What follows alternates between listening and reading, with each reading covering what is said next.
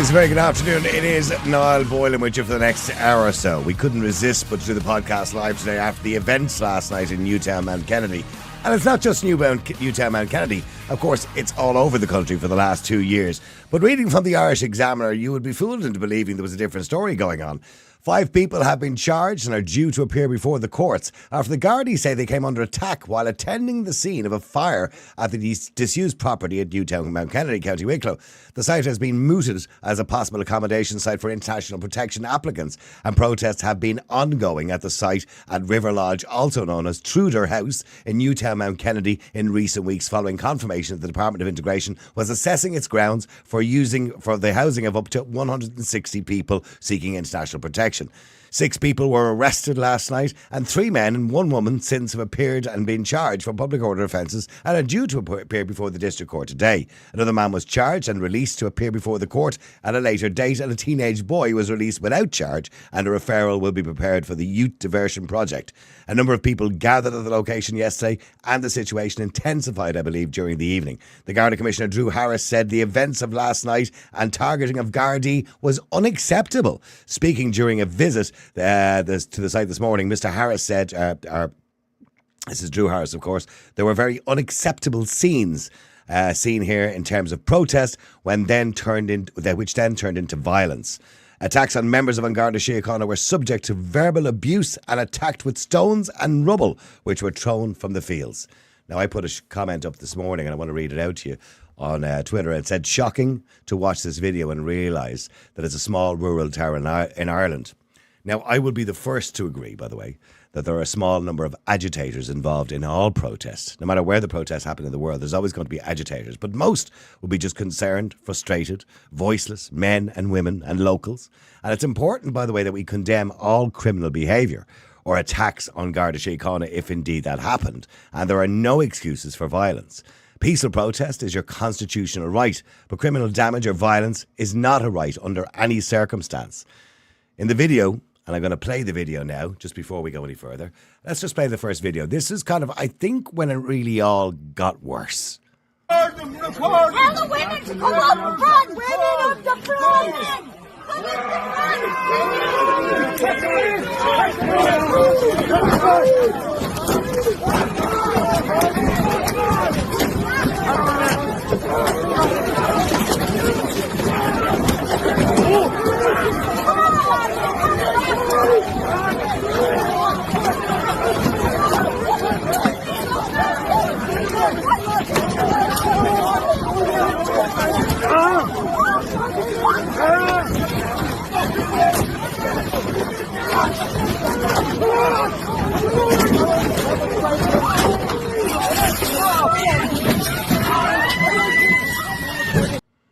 Now, I'm no expert in policing, but it was quite clear that the protesters obviously were on one side. The Garda riot squad had just arrived, and the women suggested the women come up front. And I think the reason they did that, thinking the Garda Síochána won't attack innocent women, and that would be normally the idea in your head.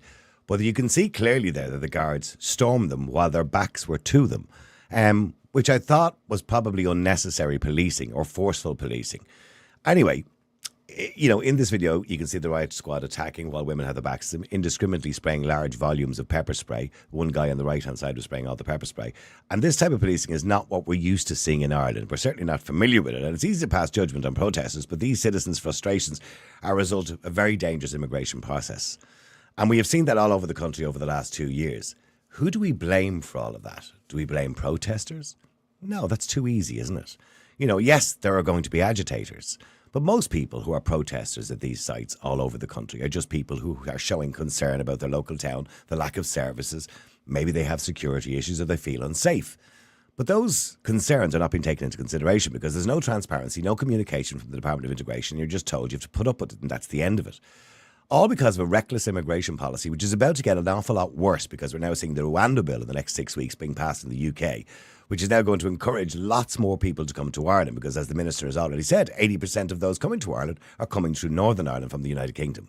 We cannot return people back to the United Kingdom because the High Court has decided the United Kingdom is not a safe country anymore because they're sending people to Rwanda. So this problem is going to get a lot worse before it gets a lot better. But one thing that really struck us last night was a reporter from Gript Media Fatima Gunning, who was a really good reporter and has been for many years with Gript Media. But Fatima was there, and she's been there quite a lot, reporting on what's happening. And that's her job, to report on what's happening. And last night, while she was reporting, I think it might have been just a little bit after that situation there, while she was reporting, one man fell to his knees. And I'm going to play a little clip of the video that Fatima took. And while he was on his knees, you can clearly see that the Garda Síochána took advantage of that situation, and he seemed to be manhandled. As a human being, not just as a reporter, she had serious concerns about his well-being and asked them to stop. She indicated she was press on numerous occasions, and the Garda Síochána didn't really seem to care. They went ahead and have watched the video. Out to the field.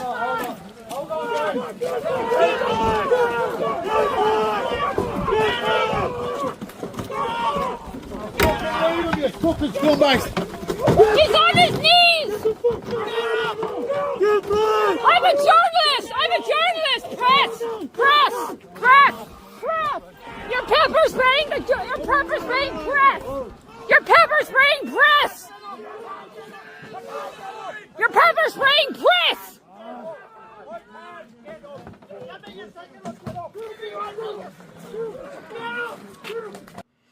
And that's what happened to Fatima Gunning when she decided to do the humane thing, which was ask the Gardaí to stop. You can clearly see them kicking the man while he was on the ground. He wasn't going anywhere. And she indicated she was pressed, made it very clear she was pressed, but they still intentionally pepper sprayed her. Quite a traumatic night for her and many people involved in that. And Fatima Gunning from Gript Media, journalist and reporter, joins me on the line. Fatima, hi, how are you?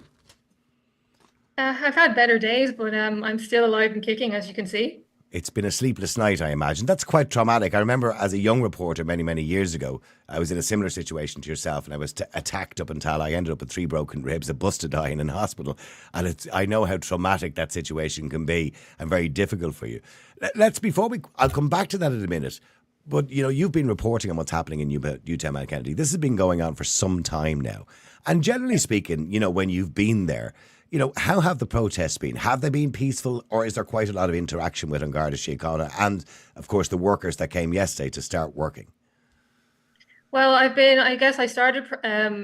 started my report there about 4 weeks ago when I became aware of the situation. And yeah, the locals have been maintaining a 24-hour vigil, that they called it, at the site. They're there 24/7.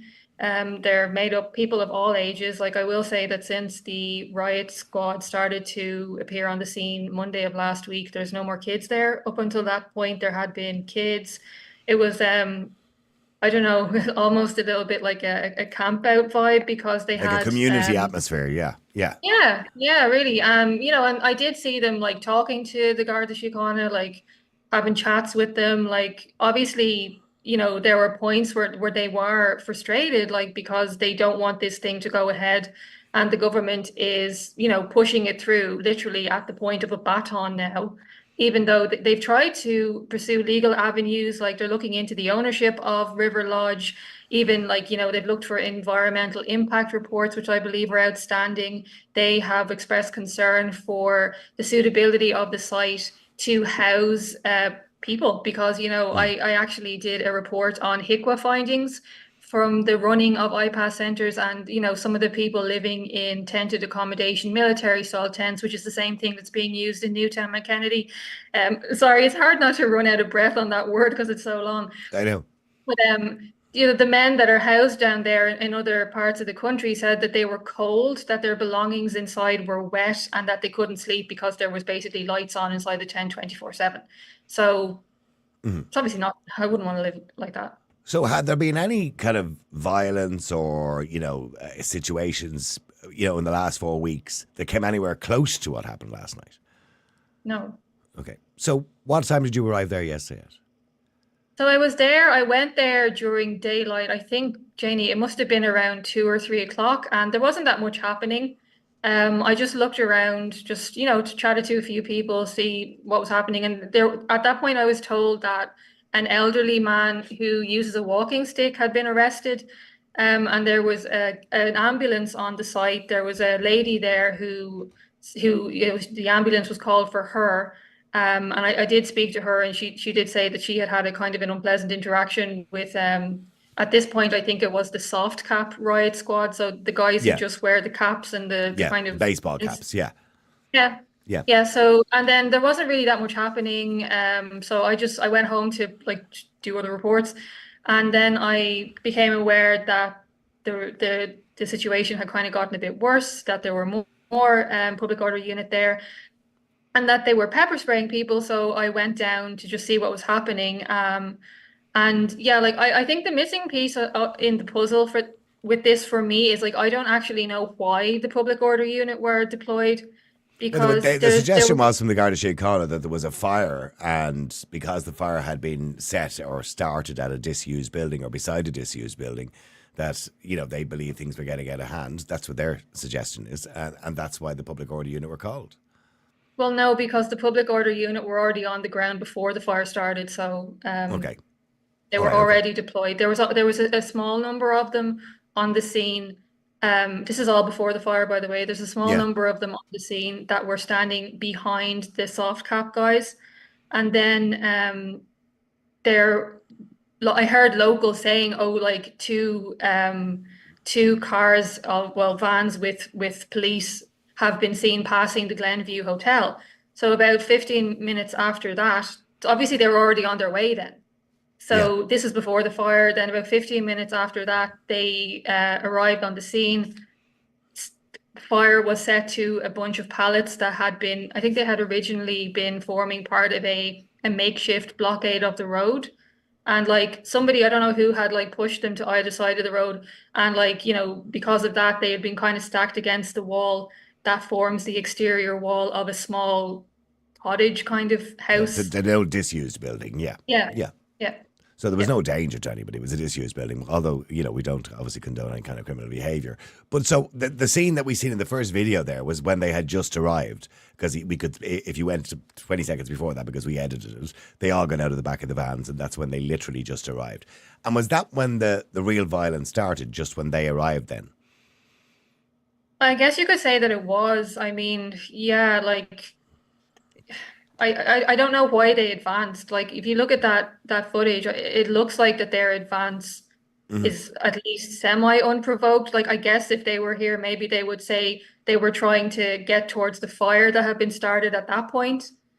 But it seemed unnecessary. Now I don't know. I'm not a Garda Síochána. I don't know their tactics and how they work. But what I thought was unfair or seemed unfair was that there was about 3 or 4 women at the front with their backs to them. And I, you know, in any man's terms, that doesn't seem to be the way you would do things. You would offer people an opportunity to leave, or, you know, you would say, get out of here now, or we're going to advance, or whatever it is, or you would give them some sort of warning. But that didn't seem to happen in that video from what I could see. After that, obviously, the situation you ended up in was a short time later after that. What had happened between that moment that we seen there, and there was quite a lot of pepper spray used there, and I'm sure a lot of people ended up having to use water on their eyes and et cetera, at that point. What happened between then and the point where you saw this man on his knees? So I was standing down the far end of the road. So the far end of the road is where the riot squad, the big congregation of them was, and that's where the soft cap guys were standing too. I was standing there for about an hour, just filming, silently, just kind of observing what was going on. So after a while, I just, you know, strayed up the other end of the road to see is there anything else going on up here. And I think like at that point, I believe that I became aware that there was some kind of scuffle going on down below, and it is like quite a few, like 100 or 200 meters down the road. So it's a little bit hard to see exactly what's happening unless you physically like run down and see. But somewhere between me being like trying to leg it down the road to see what was happening, I became aware that the pallets were on fire. Mm-hmm. So, yeah. Yeah. And when you went down, I mean, we seen the scene there, for example, when you went down, and there was a group of Gardaí. I don't know whether the man fell to his knees or whether he was pushed to his knees or whether he had done something wrong. We don't know the context of that or why he was on his knees. But I suppose you're there obviously to do a job as a reporter and report on what's happening and get as much footage as you can for Gript Media. But you notice he was on his knees, and I suppose the human side of you felt kind of sorry for him, I imagine, because at that point we could see in the video the guards were kicking him and jostling him around on the ground. I mean, do you know why he was on the ground or what happened to him? So just like as I said, like sorry, I kind of I've had about 2 hours sleep. I kind of ran out of my own thoughts. As I went down to where the scuffle was kicking off with the riot police at the far end of the road. So I was filming right beside the line because like I like to get right up front. Like I believe that's my job as a journalist. It is. Yeah. That's why I dedicated 3 years of my life to getting a degree for this, like because I actually want to do it properly. And so I got up, right in front. Like I wasn't disturbing anybody. I was trying to be kind of in the ditch, to try and like just observe without like being in the midst of it exactly. And then so the riot squad started to advance, and they continued their advance. One of them like saw me in the ditch, like, and was like, "Get out!" And I was like, "I'm going." So I then was kind of forced up the road, as you can see from longer footage that I guess that might have just been released recently. I don't know if anyone would have seen it, but it is on Gript. That I just continued like, with the kind of the group of the protesters, just like going back with my phone, just recording. And then we got past, we were pushed back continually past where the fire was up at the other end of the road. Then like the man, like it was a chaotic situation, but I think the man was kind of asking the police, I think, like, what are you doing? He was obviously like not happy with the situation.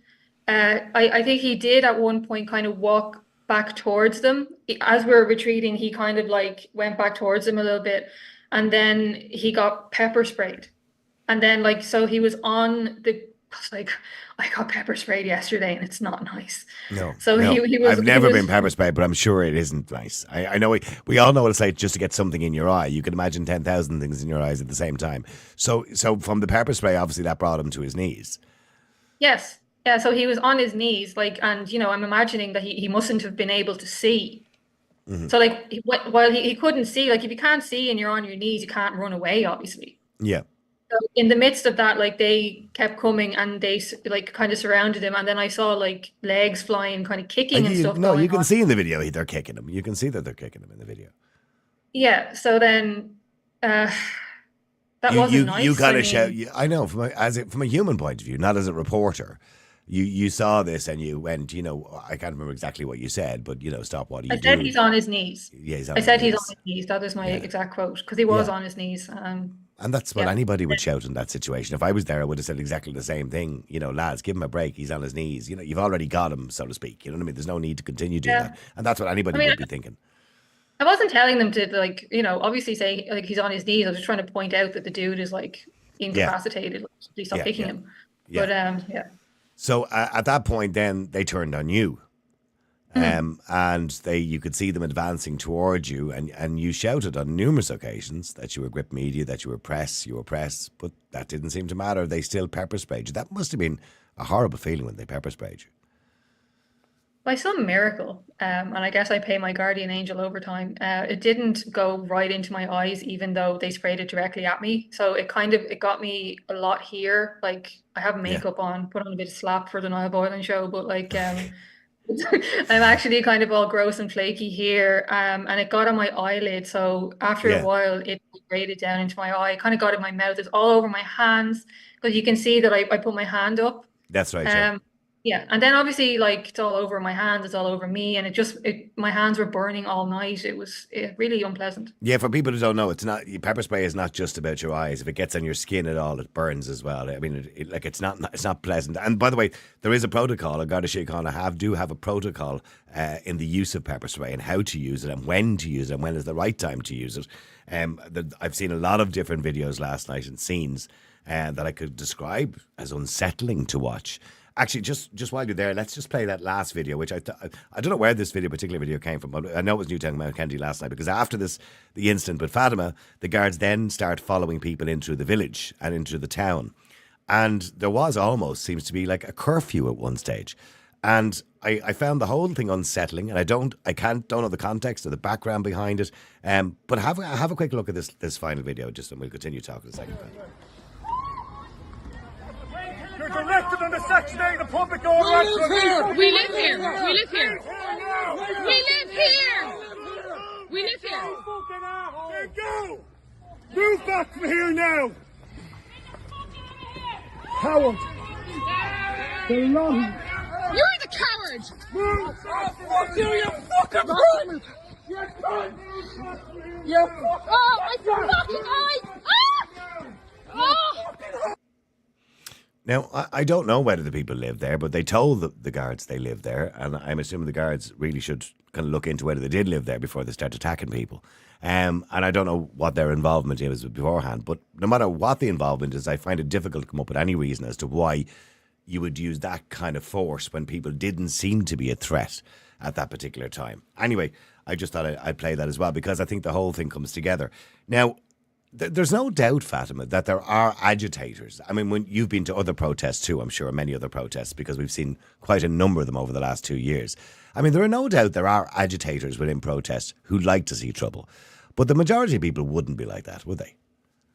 No, like especially in Newtown Mount Kennedy, you know, like I've been down there, as I said, over the last 4 weeks, and I do recognise a lot of the same faces. Like, you know, I think some of the people down there did put out a call for others to come and support them. And obviously, like, you know, you can't choose who comes. You know, Yeah. and if I invite 50 people to my birthday party, I can't really complain if one of them vomits. Yeah. You know, I guess it's that kind of logic. But yeah, I think there's a kind of a movement or a perception. There's a certain people want to like characterize these anti-asylum center protests as inherently violent, and like, you know, reporting on them for about 2 years now, like it's not the case. I think what's happening here really, and I think this is like the whole crux of the issue, is that people like the people in Newtown Mount Kennedy, and I would describe Newtown Mount Kennedy as a microcosm of the rest of the country. They have tried peaceful protest, they have tried legal objections, they have tried pleading with their local representatives. They have tried like basically all of the usual kind of democratic processes to make their voices heard, and yet the government is going ahead with this immigration policy, as I said, at the end of a baton. I think you yourself, you had figures yesterday that was it 79% of people think the government has taken in too many asylum seekers and refugees. That was it. Yeah, that was only a poll, an Amoric poll recently, that 79% of people, yeah. Okay, and then we saw obviously the Red Sea one from a while back that said it was like 75% in the Sunday Business Post.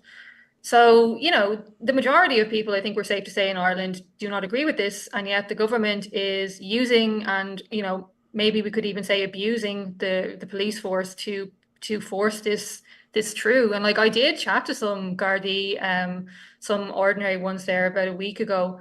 And I just asked them, like, this is tough. And they're like, I think it's quite clear that they don't want to be there. I mean, you know, Newtown Mount Kennedy is a small community. Like, some of the ordinary Gardaí there will probably be related to some of the protesters. Like, I recognise a few of the lads from Greystones. Like, you know, this area is not very big.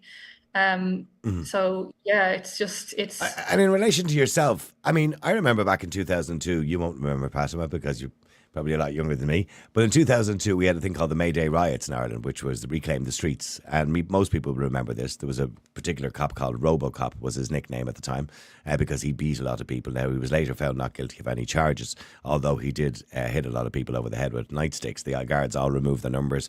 There was a lot of trouble at that at the time. And there was an RT journalist got assaulted at the time. And there was a huge story made out of it by the National Union of Journalists as to why an RT journalist got attacked in the middle of the whole riot. Whatever about the riot happening. And the riot, by the way, it turned out in the end, a lot of people were found to be innocent. The Garda, or the state, had to pay out over £1 million, which was a lot of money at the time, 20 years ago, to people who were hit or who had been assaulted at the particular riot. I mean, what I've noticed today is, with the exception of Gript Media and us talking about it now, there are very few people standing up for you. So you're a journalist, you're working in the field, you're there in the thick of it, which is what your job is to do, and you get pepper sprayed by the police. Now, I know John McGurk put a full statement out, a full story out this morning in Gript Media, and people can go and read that as well. And he had a lot to say in relation to you in particular, by the way, in relation to that. I'm just looking, I have the full statement here. But he did say last night, one of our reporters, observing a defenceless man being beaten by the guard, he sought in the heat of the moment to ask them to stop. Some seeking to defend the state, or a particular idealised version of of the role of journalism have claimed that she should not have done so. That perhaps the perfect reaction would simply have been to record the event and set her humanity to one side. We are proud that her reaction was entirely human and compassionate. She paid the price of receiving a dose of pepper spray aimed directly at her face, despite posing no threat to the Garda Síochána and complying with their instructions. She was not alone. Many other citizens received similar or worse treatment at the hands of the very state whose claimed purpose and duty is in their defence, not their oppression. And that whole piece you can read on Gript Media. But have you received any kind of communication from A, on Garda Síochána, or B, any other journalists to say, gosh, we're really sorry that happened to you, we stand by you? Have you received any of that? No, there's a good few people like reaching out. They want my footage. Yeah. No, it's like mostly, Gript followers, people who support us. I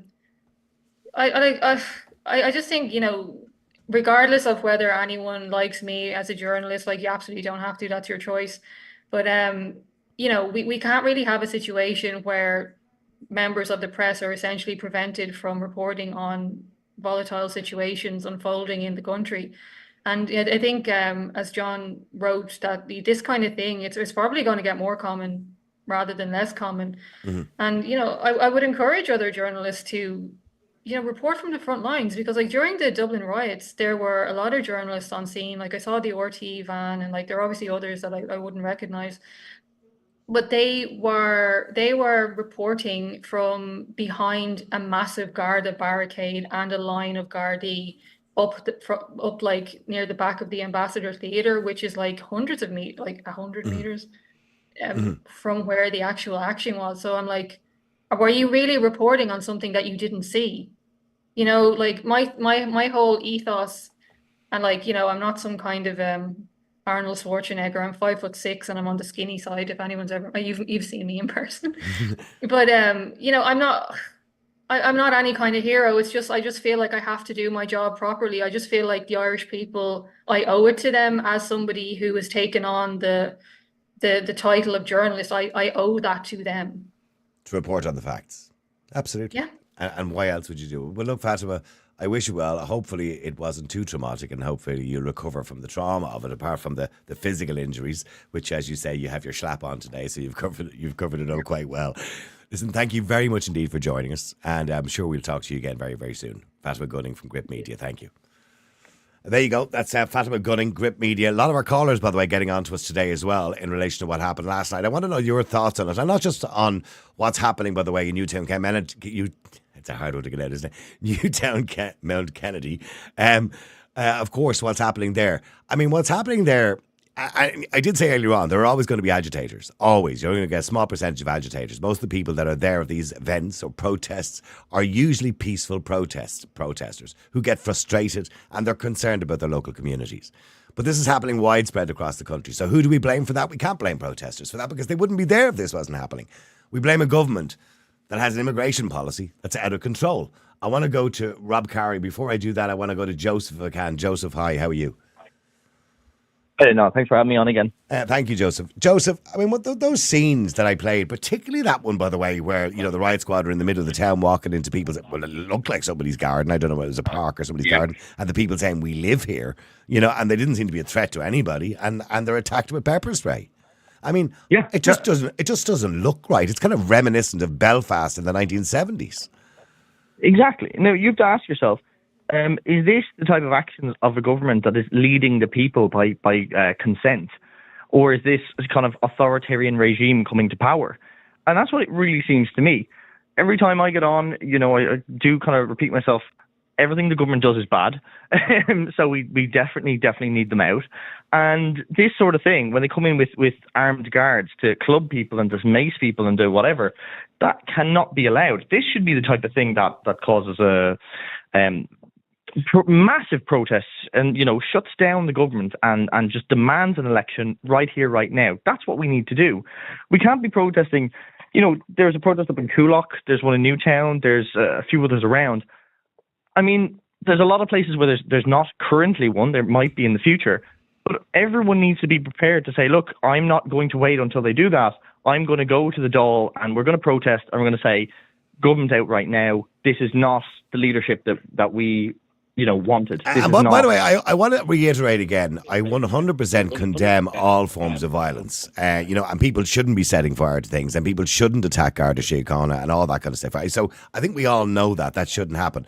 But what I find happens in these situations, people who are ordinarily decent human beings and don't break the law find themselves in a very frustrated situation where you've got a group of people all with the same cause, and then all of a sudden something breaks out and people find themselves forced into that situation where they become somebody they aren't normally. But you have to be responsible for your own actions, and I completely agree with that. And if somebody commits a crime, they must go to the courts, and that's the way it has to be, right? But in saying that, we shouldn't have people in these positions in the first place. We shouldn't be coming to this point. And the reason we're at this point now is because we have a government who are reckless around our immigration policy. Absolutely. And I've been saying this before. They're so completely disconnected from the people, right? They're the reason why the protests are out there is because one day a load of trucks showed up and said, there's an IPAS centre going in here.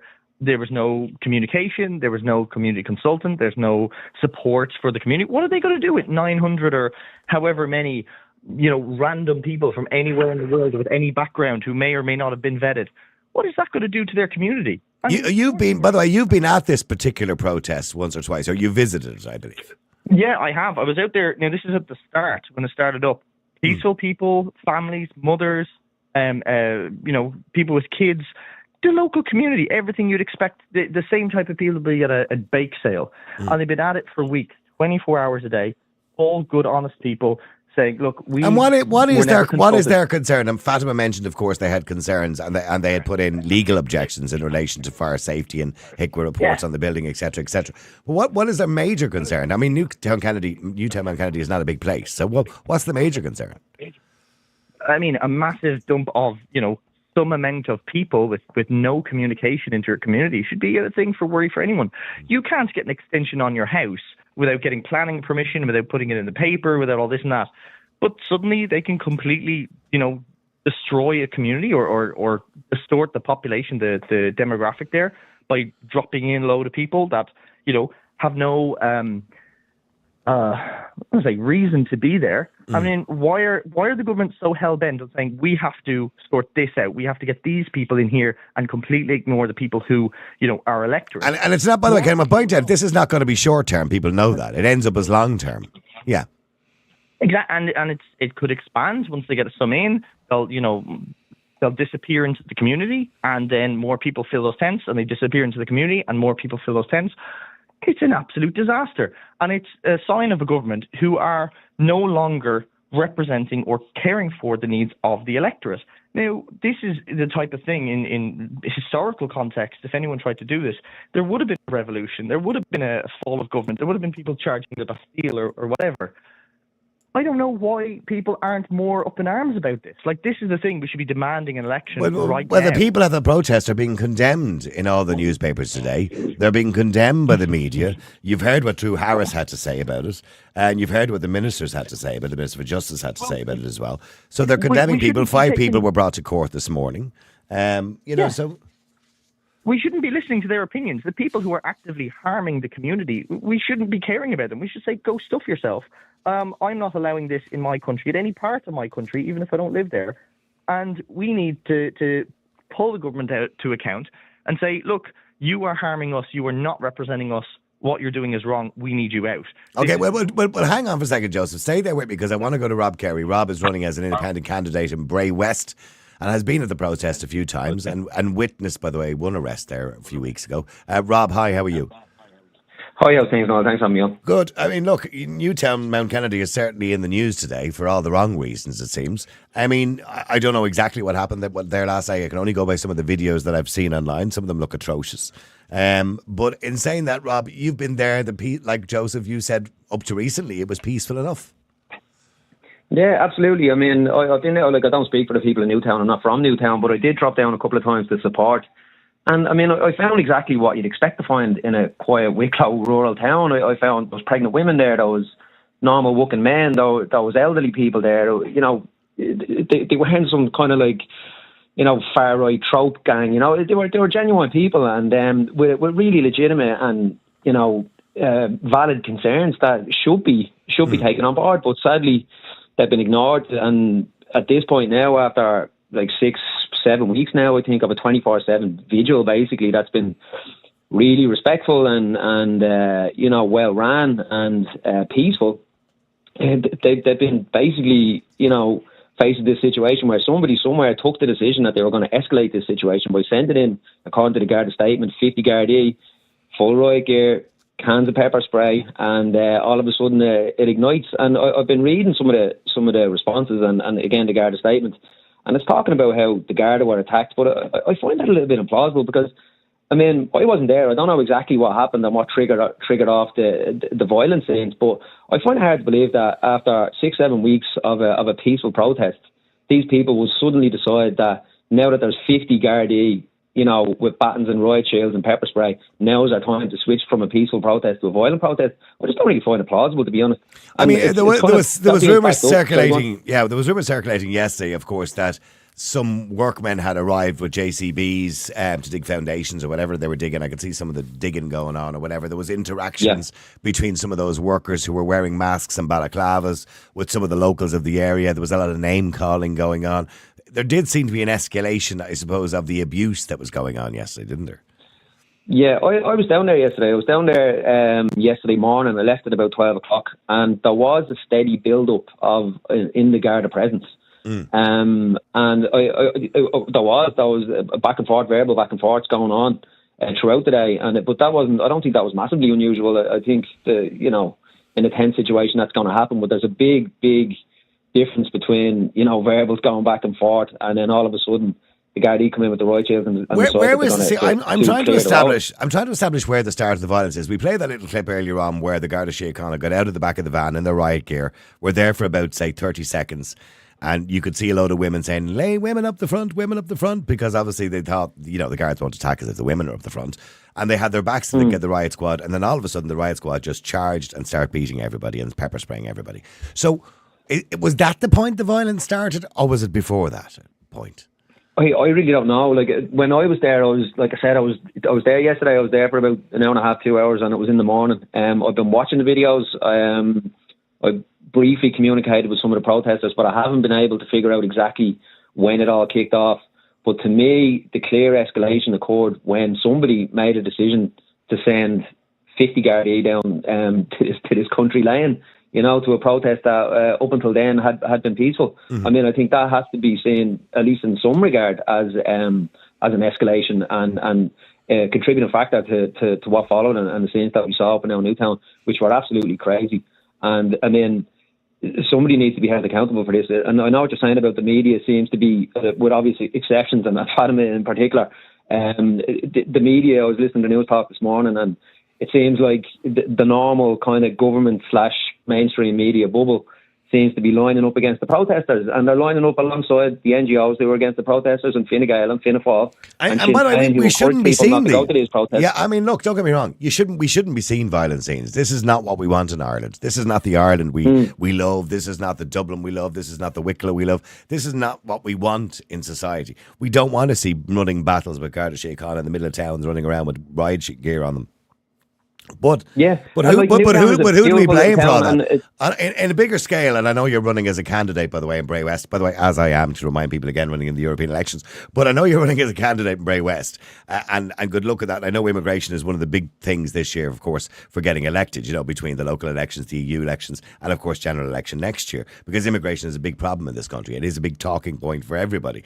But when I say who do we blame for all this, we can only bring the blame back to one thing, which is a bad immigration policy, whereby we don't have the accommodation to deal with the amount of people that are coming into the country, and it's being forced on people, which is forcing people to do things they ordinarily wouldn't do.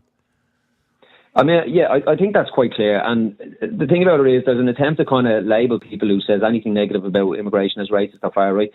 I don't have any problem with immigration. My issue is the scale of immigration that the government has decided is appropriate, and it clearly isn't. I mean, you can't put 140,000 people. I think we had 140,000 inward. That was the inward migration figure for last year. That is not appropriate in a country that doesn't have any houses.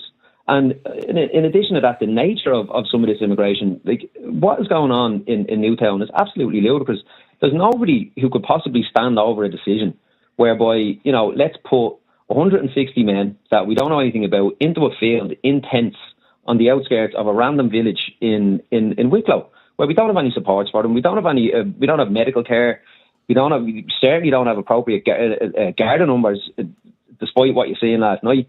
They're not going to be there every other day of the week, and it's that's the type of thing that's going to push people to, like you said, to more extreme positions, and it's going to cause flare-ups, and it's going to cause situations like we saw last night. Like, you're 100% right. The buck stops with the government and the government's immigration policy. Okay, well, stay there for a second, because I want to go to Grace as well. Grace, hi, how are you? Hi, how you doing, Niall? Great. You were there last night. I was there, yeah. Okay, can you establish, or can somebody establish, when the actual violence started, or when it was when did the really bad part start?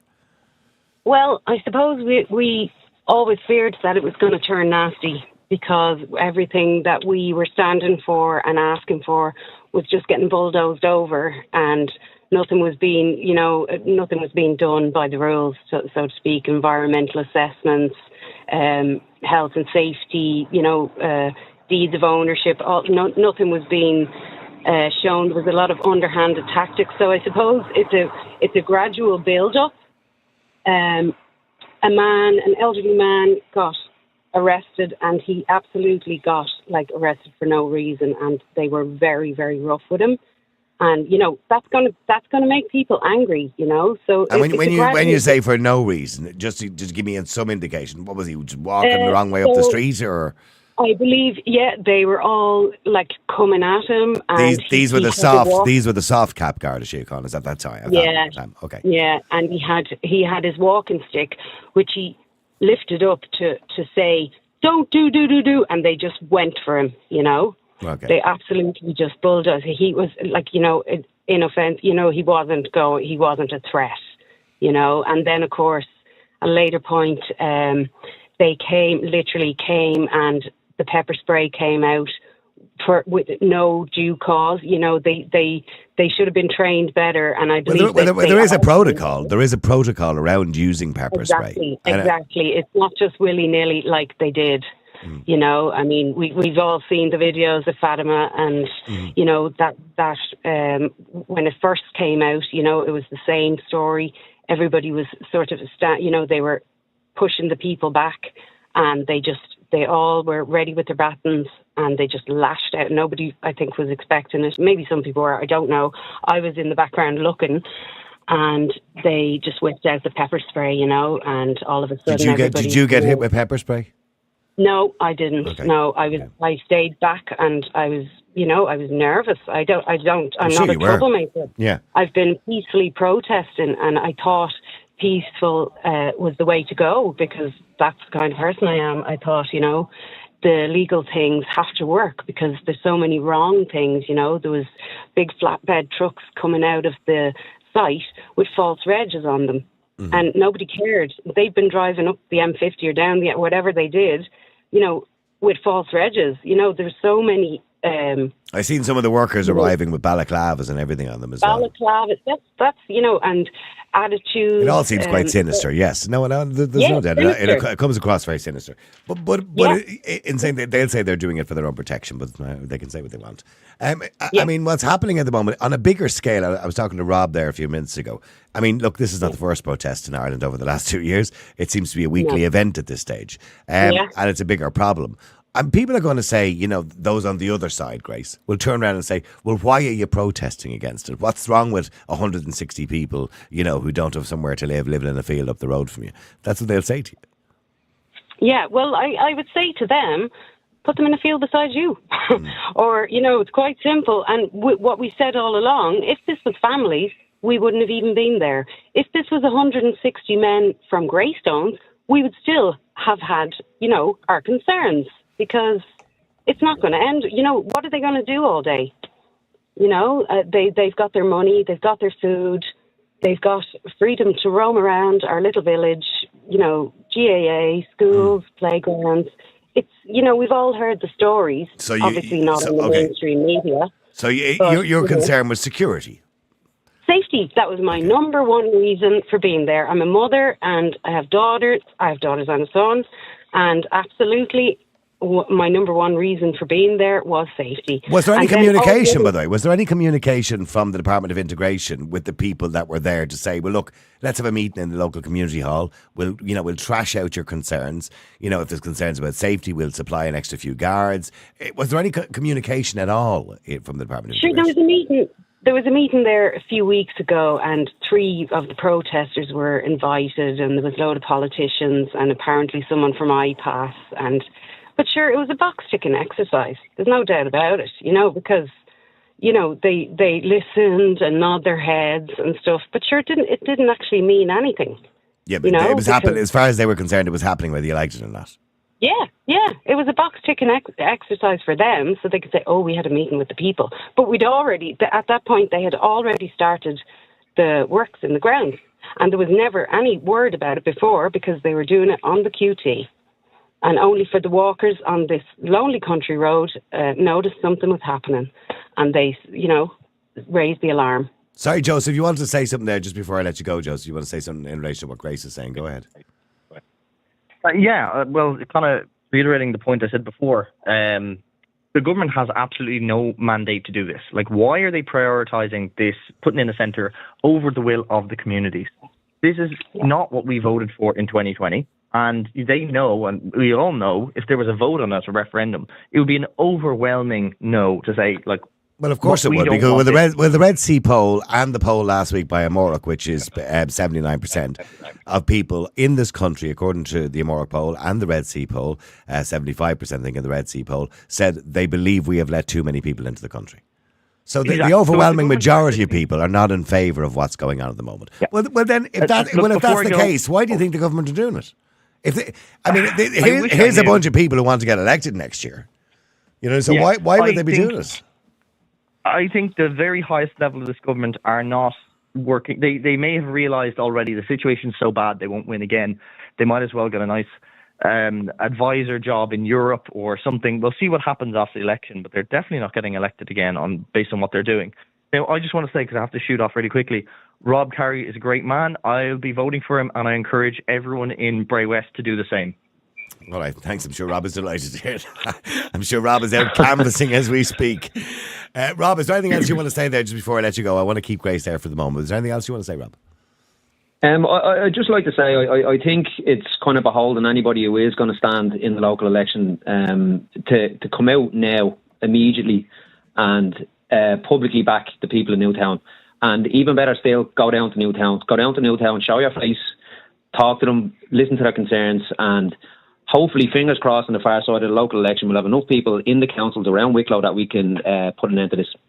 All right, listen, thank you very much indeed. Rob Carey, and Rob is running as an independent candidate in Bray West. If you want to vote for him, give him your number one vote if that's what you want to do. Grace, stay with me for a second. Let me just go to Edward as well. Edward, hi, how are you?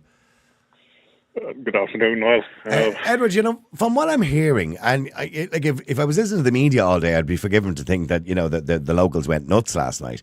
But from what I'm hearing, there was a peaceful protest for 4 weeks. One or two smaller incidents, a bit of probably vulgarity, a bit of shouting and roaring every now and again, nothing really major. And this kind of all kicked off yesterday, obviously, when work was being done and the verbal assaults, I suppose, escalated somewhat. But then when you see that video of, 50 guards arriving with, riot gear to deal with what seemed to be about 20 or 30 residents, seemed a little bit over the top. Well, yes, it did. But I think it's important to mention that Newtown Mount Kennedy is really just a measure of the intense anger that exists in this country at the moment. But people have this odd expectation of the Gardaí that they're going to behave themselves in a riot, Niall. I mean, let's not forget, some of these riot Gardaí are brought around on the end of a leash. They have to be lured out of the station with pieces of raw meat, in my opinion. And of course, people like Fatima Gunning are going to be targeted. But how else are they going to get revenge for all the things we say about them? In Ireland, you get pepper sprayed. In Israel, you get shot. Okay? That's the reality of the situation. The uniform doesn't matter a jot.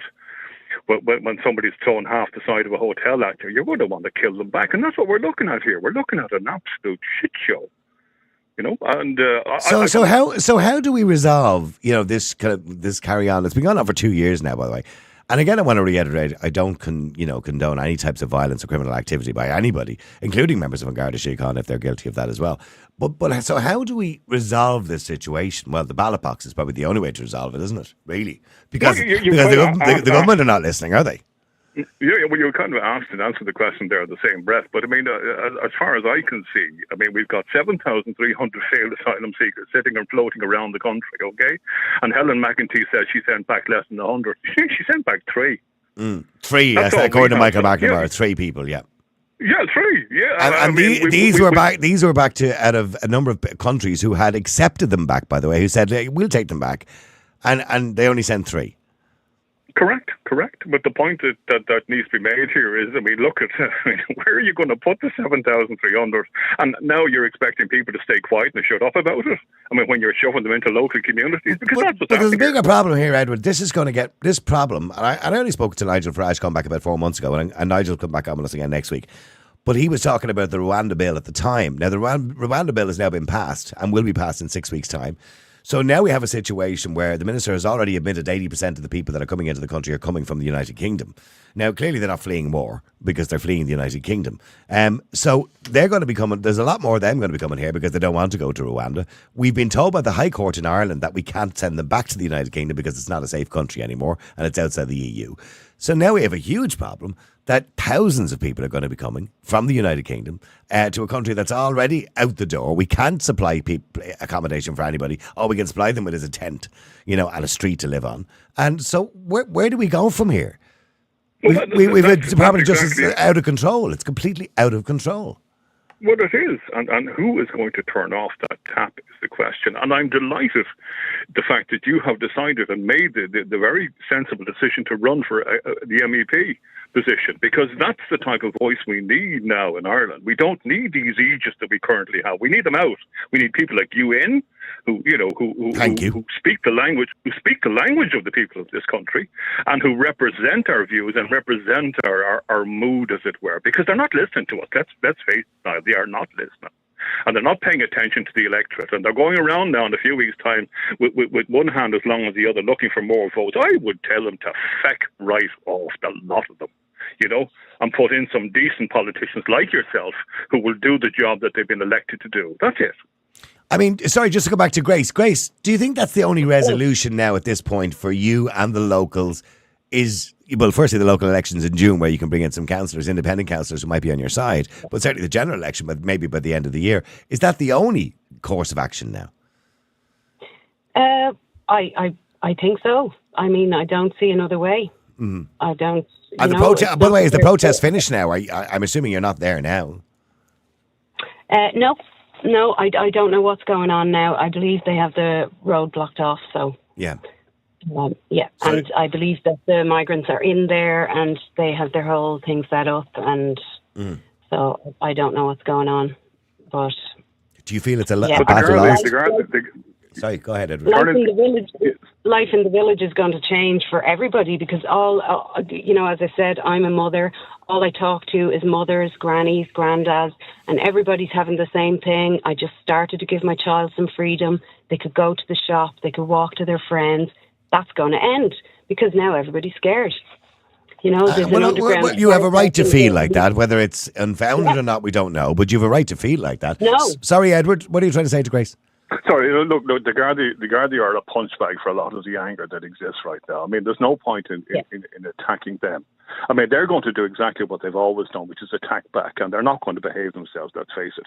But, I mean, setting places on fire, as we've seen happen, around... But that's not the answer either, no. No, but setting places on fire around various flashpoints is definitely unacceptable. I mean, that's not going to work. That's cutting your nose off to spite your face now.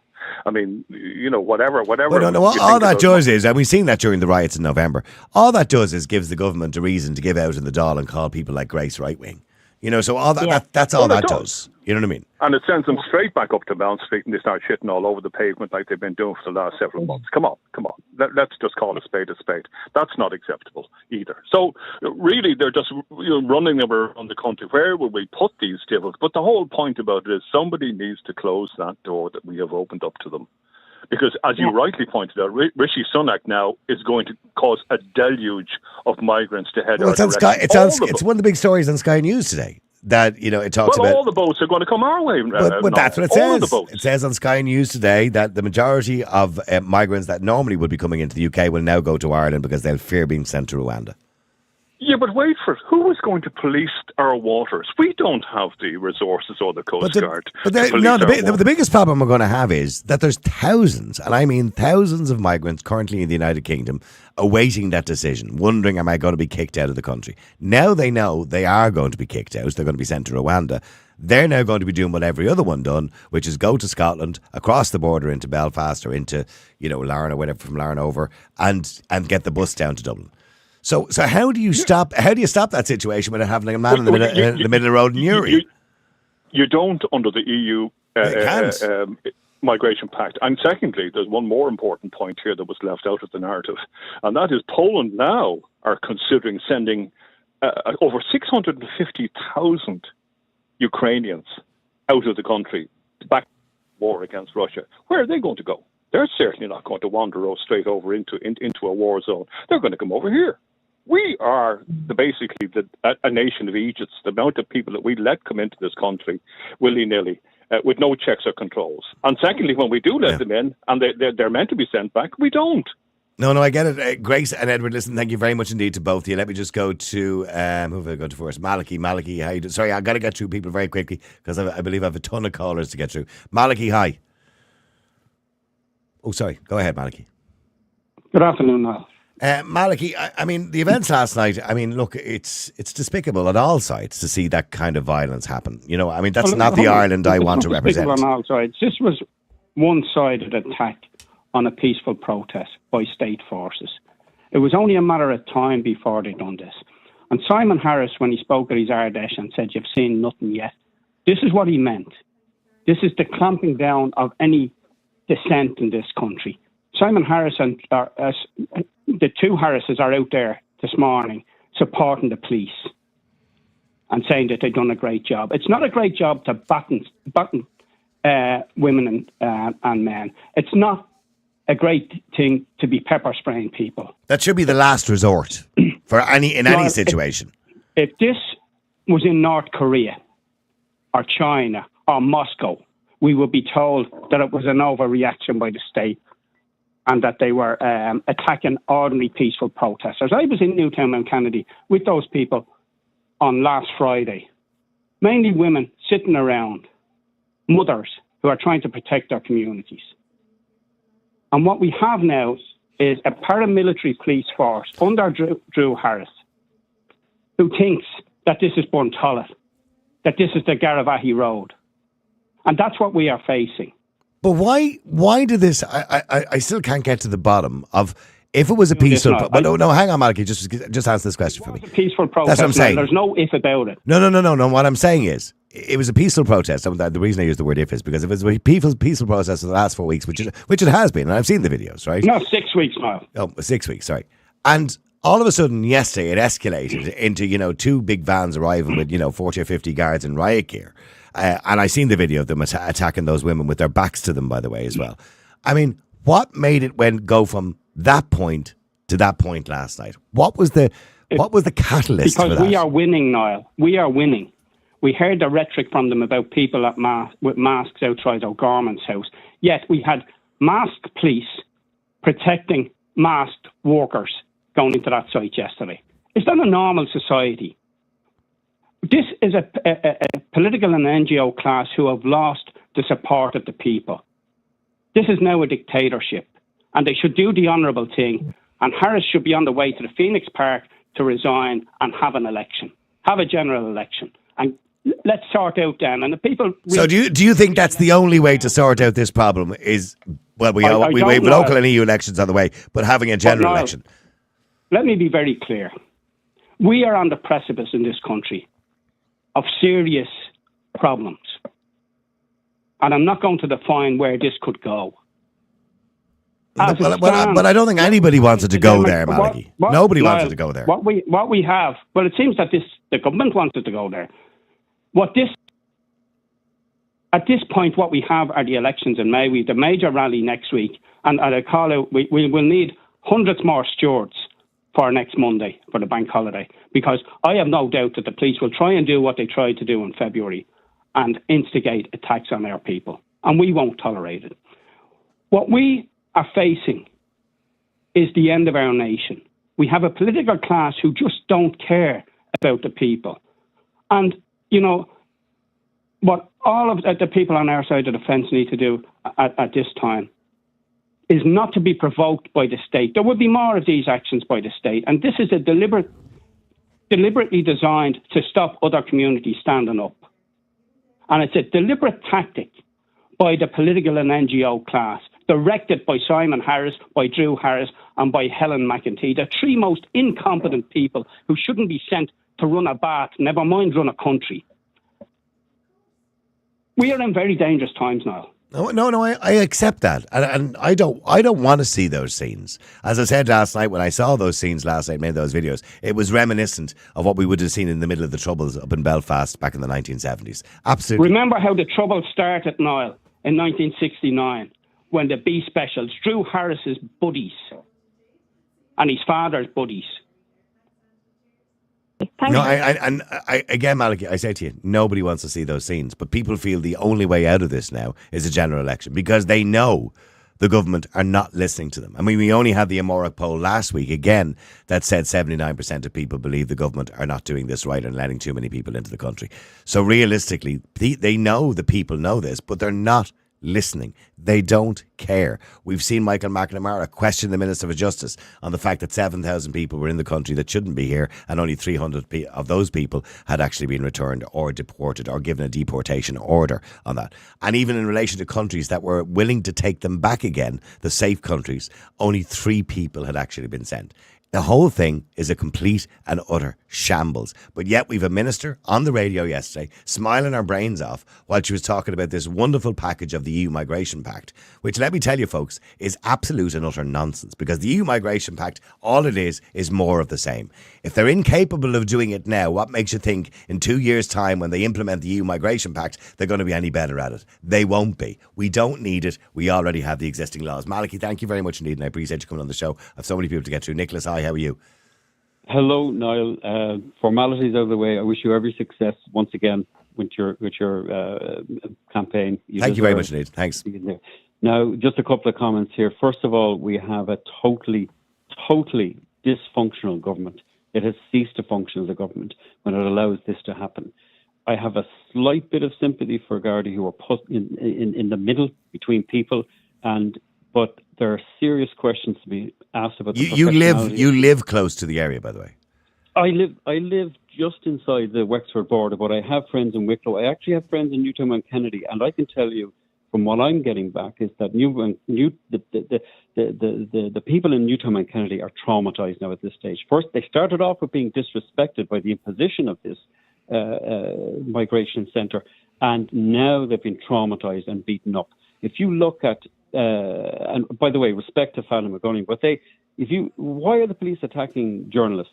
Why are they attacking elderly men who have obvious mobility problems with a walking stick, which he gestured at as he was speaking, which a lot of elderly people do. They gesture with their walking sticks. And these bullies just dragged him off and treated him brutally.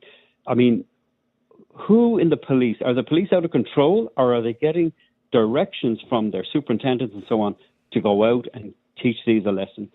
This is a very, very serious development, Niall. I'm still at a loss. Nobody has explained to me yet how it went from what was a peaceful protest. Obviously, during protests, you're going to get a bit of hargy-bargy now and again, a bit of shouting and roaring and name-calling. But it went from that to 2 vans of riot police arriving last night. So I know there was a fire set somewhere in the midst of it. According to Fatima, the police, the riot squad arrived before the fire was set, according to what Fatima said. That's a reasonable question to ask, Niall. But it really, what the answer to that question is in either the police are out of control, or their superiors have told them to go in there and just do me a favour, Nicholas. I just want to play this clip again, because this is one of the videos. It was literally, we edited it because obviously it's a bit long. And it was literally 30 seconds before this video that the riot squad actually arrived. And I want people, I know there's a way of policing, and, there's tactics involved in policing and riot squads. I didn't know this is how you did it. But have a quick look at this again. Tell the women to come up front! Women up the front! Come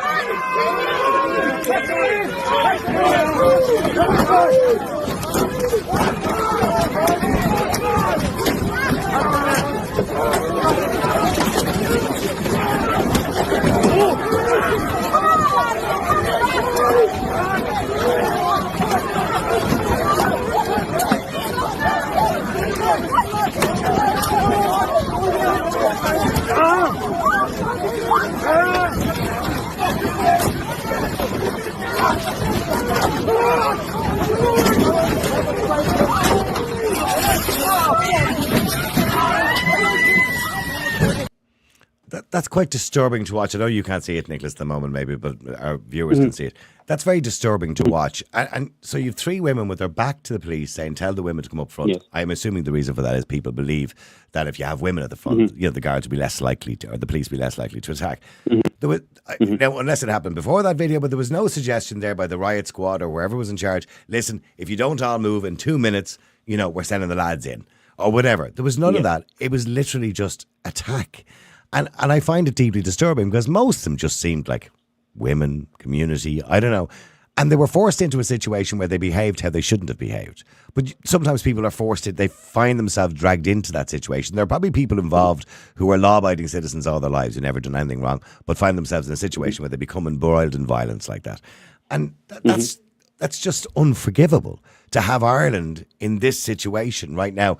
And those people wouldn't be there if it wasn't for the policies that we currently have at the moment. This is the point I'm trying to make. I'm not trying to condone violence or condone any kind of bad behaviour by either the police or anybody who might have caused a problem. But we shouldn't have that problem because the state have caused this division.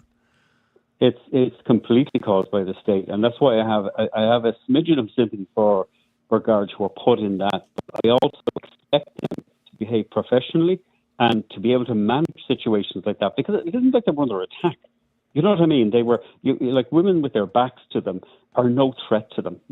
I mean, they're not swinging punches or kicks or anything like that. They're just standing, probably linking the human chain, linking with their backs to them.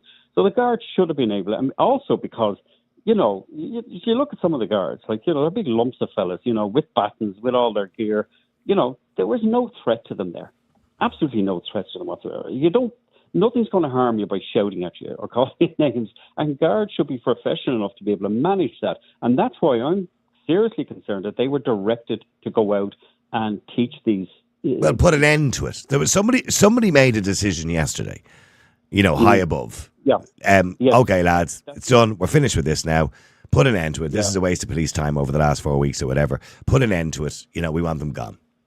That's my sense of it, because, and that's where the questions need to be answered about that, because there was no threat to the Gardaí there. None whatsoever. I mean, it was a situation they could have easily, they had the muscle power. But the guards, according to the statement by the Garda Síochána, by the way, they claimed that the force was used by Gardaí to defend themselves. That didn't look like that in that video. From those assembled protests. And they said that there was people throwing rocks at their cars and stuff like that as well, which, by the way, I believe did happen afterwards.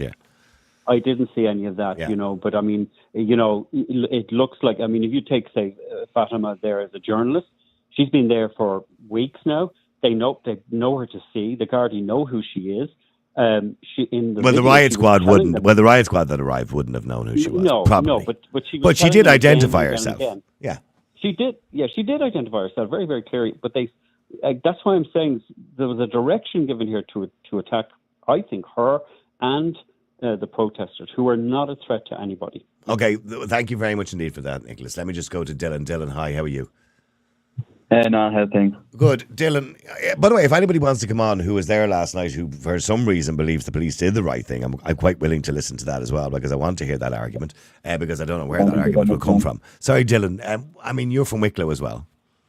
Yeah, I'm 10 minutes up the road from Newtown, actually. One of my family members was up there yesterday, not before the gardaí charged all them protesters, but right after it, one case that he went down and there was an old man with pepper spray in his eyes and he couldn't get around with a walking stick he had. And he didn't know where he was going, so he had to guide him over to 3 lovely ladies down there in Newtown and washed his eyes out, sorry.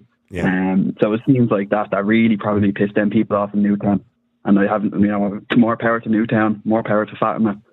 I've never seen pepper spray being used in that fashion. One of the guards seemed to have a large, I think it looked like a fire extinguisher in his hand, it was spraying it en masse to everybody, you know what I mean? Now, I know there is a protocol around using pepper spray. It has to be used, only when it's necessary. But that didn't seem to be the case last night. No, it didn't. It seemed like it was just used on everybody indiscriminately. Indiscriminately on everybody. Yeah, exactly. And even though the Gardaí charged them first, but then they started whipping out the pepper spray, it was hard scenes to watch, and especially Fatima. That was hard as well, especially watching the protester on the ground getting kicked and her trying to. People. I've seen people giving out online saying she should have just reported and not said anything about the protester on the ground. But she wouldn't be a human being if she didn't do that. She saw a man who was clearly incapacitated at that stage. Yeah, most of these other journalists. She actually puts herself on the line, puts herself on the front line. As she says, she doesn't hide behind riot squads and only records protesters and what the media want you to see. She recorded the whole thing, so fair play to her. Yeah, and I really felt sorry for her. She was on with us earlier on, obviously, on Zoom, and she said, her face was badly burnt and so was her hands, but thankfully she said it didn't get too much in her eyes because she put her hand up to stop it from going into her eyes. But it's a sad day for journalism, by the way, when that kind of thing happens too. But So I was just going to say about Ben Scallon's comment on it, where we had Mick Barry talk about Georgianchenko in the Dáil, and all the leftists are screaming, racist Gardaí. But then when it happens to Fatima, who's half Irish, there's nothing screamed out about that. The other thing I mentioned as well is if you go back in time, back in 2002, when we had the Reclaim the Streets riots in Dublin, or the May Day riots as they were known, a lot of Gardaí, by the way, were brought in before the courts at that particular time. The Gardaí ended up paying out £1 million in compensation to people because of brutality by the Garda Síochána. And there was a member of RTE, report of RTE, who was injured in that. And there was a huge deal about that made in the papers at the time, but yet I haven't seen one report in the paper today about Fatima Gunning from Gript and why she was attacked. Thank you for that, Dylan. Let me just go to Jackie as well. Oh, is it Jackie I have to go to next? Oh, yeah, hi. Go ahead, Jackie. Yeah, it was actually Mary, but I'll come to Mary straight after you. Sorry, Jackie, go ahead. No problem, and congratulations and the best of luck, and we need people like you representing us. Thanks very much indeed, Jackie. For those who don't know, by the way, who've just tuned in, yes, I am running for Europe or for the EU as an MEP. If anybody wants to vote for me, you're quite welcome on the 7th of June. I'd love you to vote for me, actually. I'll be the real voice of Dublin and Ireland. Sorry, Jackie, go ahead. First question, Niall. Was the riot squad called into the riots in Dublin, or the protests in Dublin? Well, no, because what happened then, it was completely disorganised, if we remember from the report that was given to the Oireachtas at the time, after that riot in December. It was disorganised where allegedly they didn't realise that was going to happen, which was a bit silly, to be honest with you. They didn't realise that was going to happen, and guards were WhatsApping each other to come in, and eventually, I think eventually the riot squad came in, did they? I don't know. I just don't remember. Yeah, but I was watching Philip O'Dwyer. He was coming live from Newtown there earlier, yesterday morning and that. And it was all nice and quiet and everyone, sitting around talking, drinking tea and that. And I had just missed the part where the 70-year-old man had been arrested. Now, he seemingly was really, he seemed to have been attacked by the guards, and this is a 70-year-old man with a walking stick. But anyway, and I'm looking at what happened in Roscrea, how things escalated. Similar. It's like as if there's a key thing that starts, like the fire was started. Who started the fire? I don't know who started the fire. Yeah. You see, it's all very strange. There's so many strange things going on here.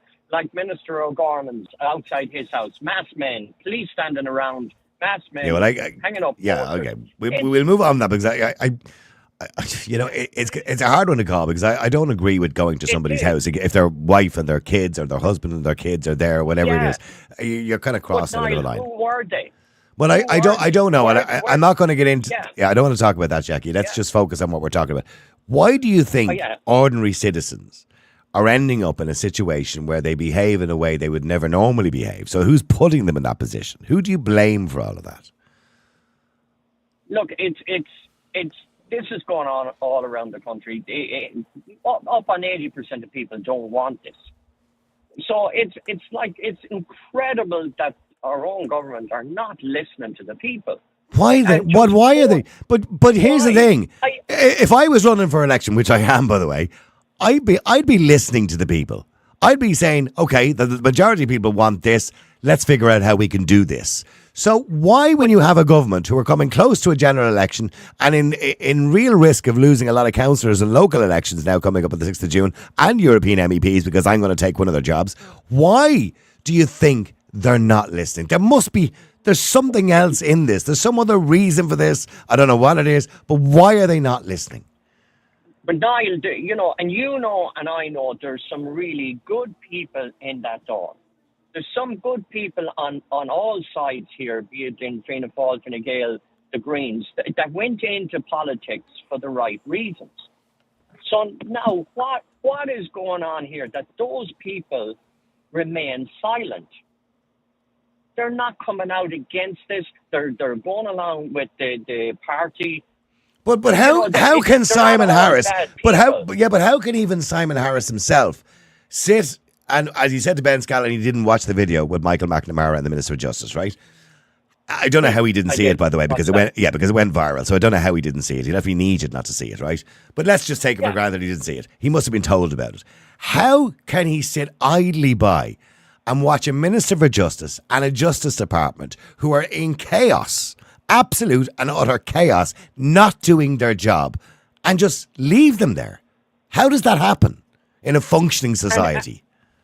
And did you see when Sharon actually then questioned the minister?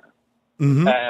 And it was complete. I couldn't believe that the paper that she had in front of her that had so many issues, even with the English language, the way that it's been worded, that pact, like, it is incredible. It's beyond. But then the minister, after being ripped apart in the Oireachtas, and rightly so, because she doesn't even know her own figures for her own department and has no idea what's actually going on, goes on to Ocean FM yesterday with a smile on her face, justifying the EU migration pact. You know what I mean? Which is more of the same, if not worse. How are we still living in a country and accepting this? I just don't get it anymore. Yeah, and look, I'm looking around me, and I know exactly what went on in Roscrea, and it turned the people in Roscrea nearly against one another. It's incredible how they're just putting communities, in rural areas and that against one another, and then you go up to Coolock, what they're doing there, and then you go to Killiney, where they were supposed to be putting a whole rank of people into it. And they said, oh, yeah, there's a problem with the fire cert, or it can't be done.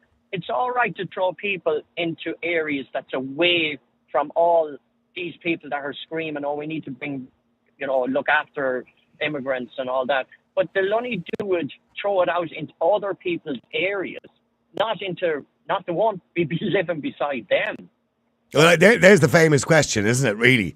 If you turned around to every politician and said, would you be happy, with 160 people or 400 people or whatever it is, living in tents in your housing estate, would you be happy with that?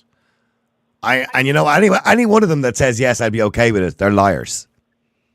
Yeah, but they'll probably say, I'd have no issue. But when it would come to that stage, then they'd find a way of stopping it, that, the building, there's certain issues with the building, and we can't allow people into it.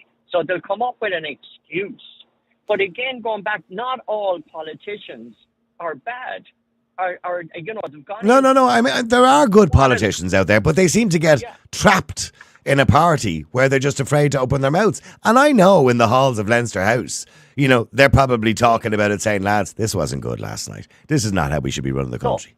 You know what I mean? But do me sorry, Jackie, I'm really short for time. Jackie, I appreciate you coming on. Let me go to Mary because you've been waiting ages. I want to run that video again in a second that I played a few minutes ago in relation to the house. So you can grab that. Sorry, Mary, go ahead. Hello? Hi, Mary. How are you doing? Hi, I'm grand. Congratulations. I know everybody's congratulating you, but I have to get it in there. But I just want to say to everybody here, can you imagine using the taxpayers' money to beat, pepper spray and abuse the taxpayer? That's exactly what they're doing. Exactly. Now, one thing I want to go back to, if Leo, remember the budget, Leo said distinctly in the budget, we have to look after our friends in the media.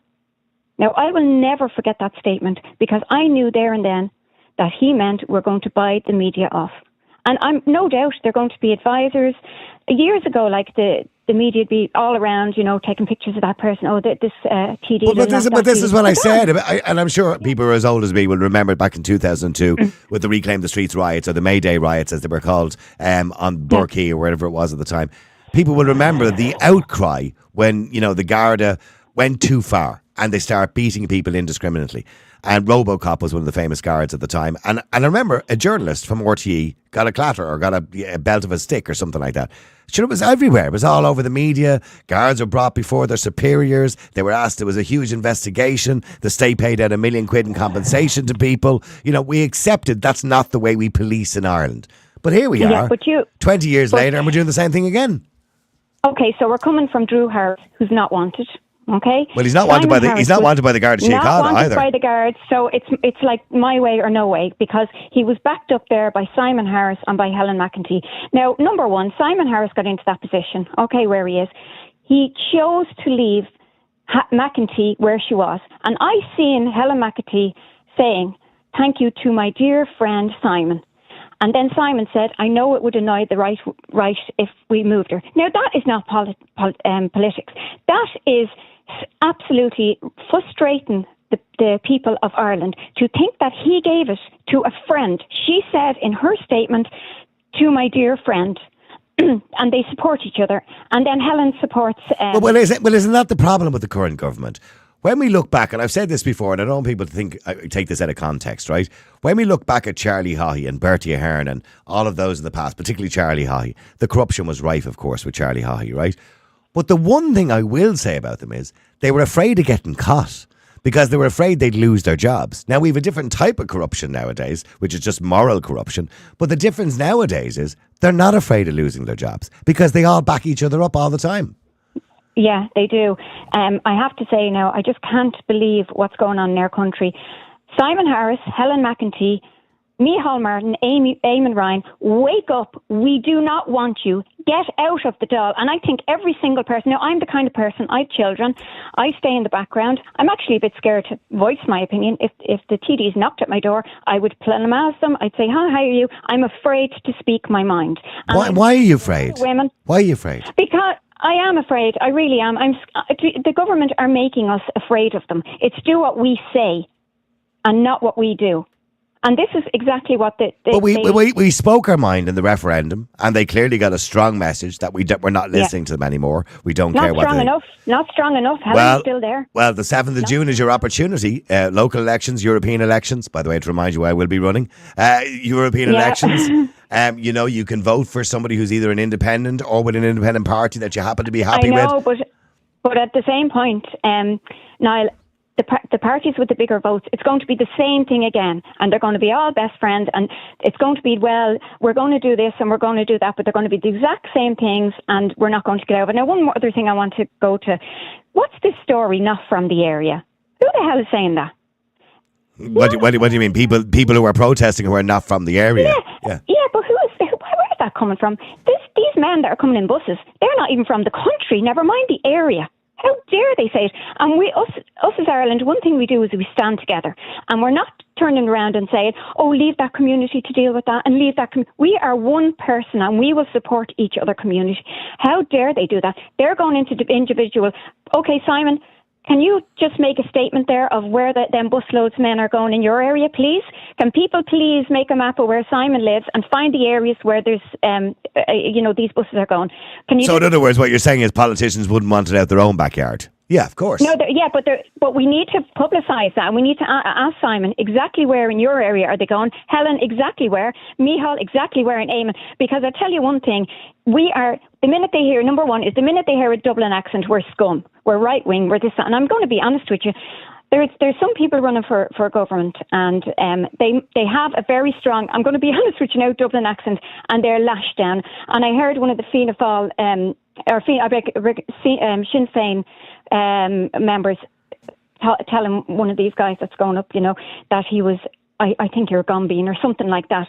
The working class people, using the working class people's money, the taxpayers' money, to beat and pepper spray the tax people. I know, it is shocking. Mary, thank you very much indeed for your comment. If so many people need to get through, by the way. I wanted to just play, sorry David, the two Davids are going to come to you in a second. I wanted to just play this video again. Now again, I'm going to say to you, I don't know the context of the video, apart from the fact it was shot last night in Newtown Mount Kennedy. When the riot moved from the lane into the town itself. And it does look like it's part of somebody's garden, maybe, or a field, the entrance to a local park. I'm not too sure, but I'm confused about what type of policing this is, because the people that they're shouting at don't seem to be a direct threat to them. Just play it. You're directed on the Section 8 of public order. We live here. We live here. We live here. We live here. Go! Move back from here now. Coward. You're the coward. Move. Fuck you, you fucking cunt. You're done. You my fucking eyes. Oh. Now, as you can see, they were pepper sprayed, obviously. That's what she said, my eyes. No, I don't know if the people live there. I can only believe what they say, that they said they live there. But it seemed completely unnecessary. They were walking in one direction and decided to just go for these 3 or 4 people who happened to be up on that walkway up to either a house or a public park or wherever it seemed to be. But they did say they live there. That's not Ireland. I don't recognise that kind of behaviour in Ireland. Well, we don't see that in Ireland. That's not kind of policing that we see in Ireland. David, hi, how are you? Niall, hi, how's it going? It's shocking. It's absolutely appalling, but it's happening across Europe in various police forces. We saw it in France, we've seen it in Italy, we've seen it in the UK, and we've seen it here. It's deliberate. You've got incompetent. Simon Harris had a no confidence vote when he was health minister, for goodness sake. And now he's the Taoiseach running the country. But David, I want to get to the protests themselves. He didn't right to run a fucking past the man. He's an idiot. Okay. I want to get to the protests themselves, right? Why do you think normal, everyday people are finding themselves in violent situations within Garda Síochána with these interactions? Why do you think they're finding themselves in that situation? Is it just bad policy? Look back at the water protests. The same thing happened there. Not to this extent. Well, it was getting that. It was going that direction. But there's quite clearly the guards have been told to crack down hard and go and crack a few skulls. And scare them Well, off. I don't think that would have been the term used, crack skulls. But certainly they were told, obviously there was orders given from above, to kind of put a stop to it, or to, stop these protests, or that particular protest on that last night, that had come to a point where they just didn't want to be dealing with it anymore. Thank you for that. Let me just go to the other David. Sorry, David. Go ahead, David. Yeah, sorry, is this me, yeah? Yeah, it is you, yeah. Sorry, I just have a lot of people to get to in 10 minutes to do it in. But go ahead. No problem, yeah. No, thanks, Niall, yeah. No, so I just wanted to come on. So I've had a pretty active Twitter feed on this. I would have posted a lot of the stuff going on Twitter. I've been down with the protesters involved in that protest now, really from the get-go. So I kind of know an awful lot of the internal workings of everything that's been going on. One of the questions you asked about how this escalated, well, it's not a definitive answer, let's say, but I'll try and put some context on it. So a few days ago, the protest organisers received a call off the builder to say they wanted a meeting next Monday. So that was, I think, Monday or Tuesday they received that call. So they called a meeting with everybody that was involved and said, listen, we can kind of relax for a few days here because, the builder is going to have a meeting next Monday along with the main Garda commissioner from Newtown.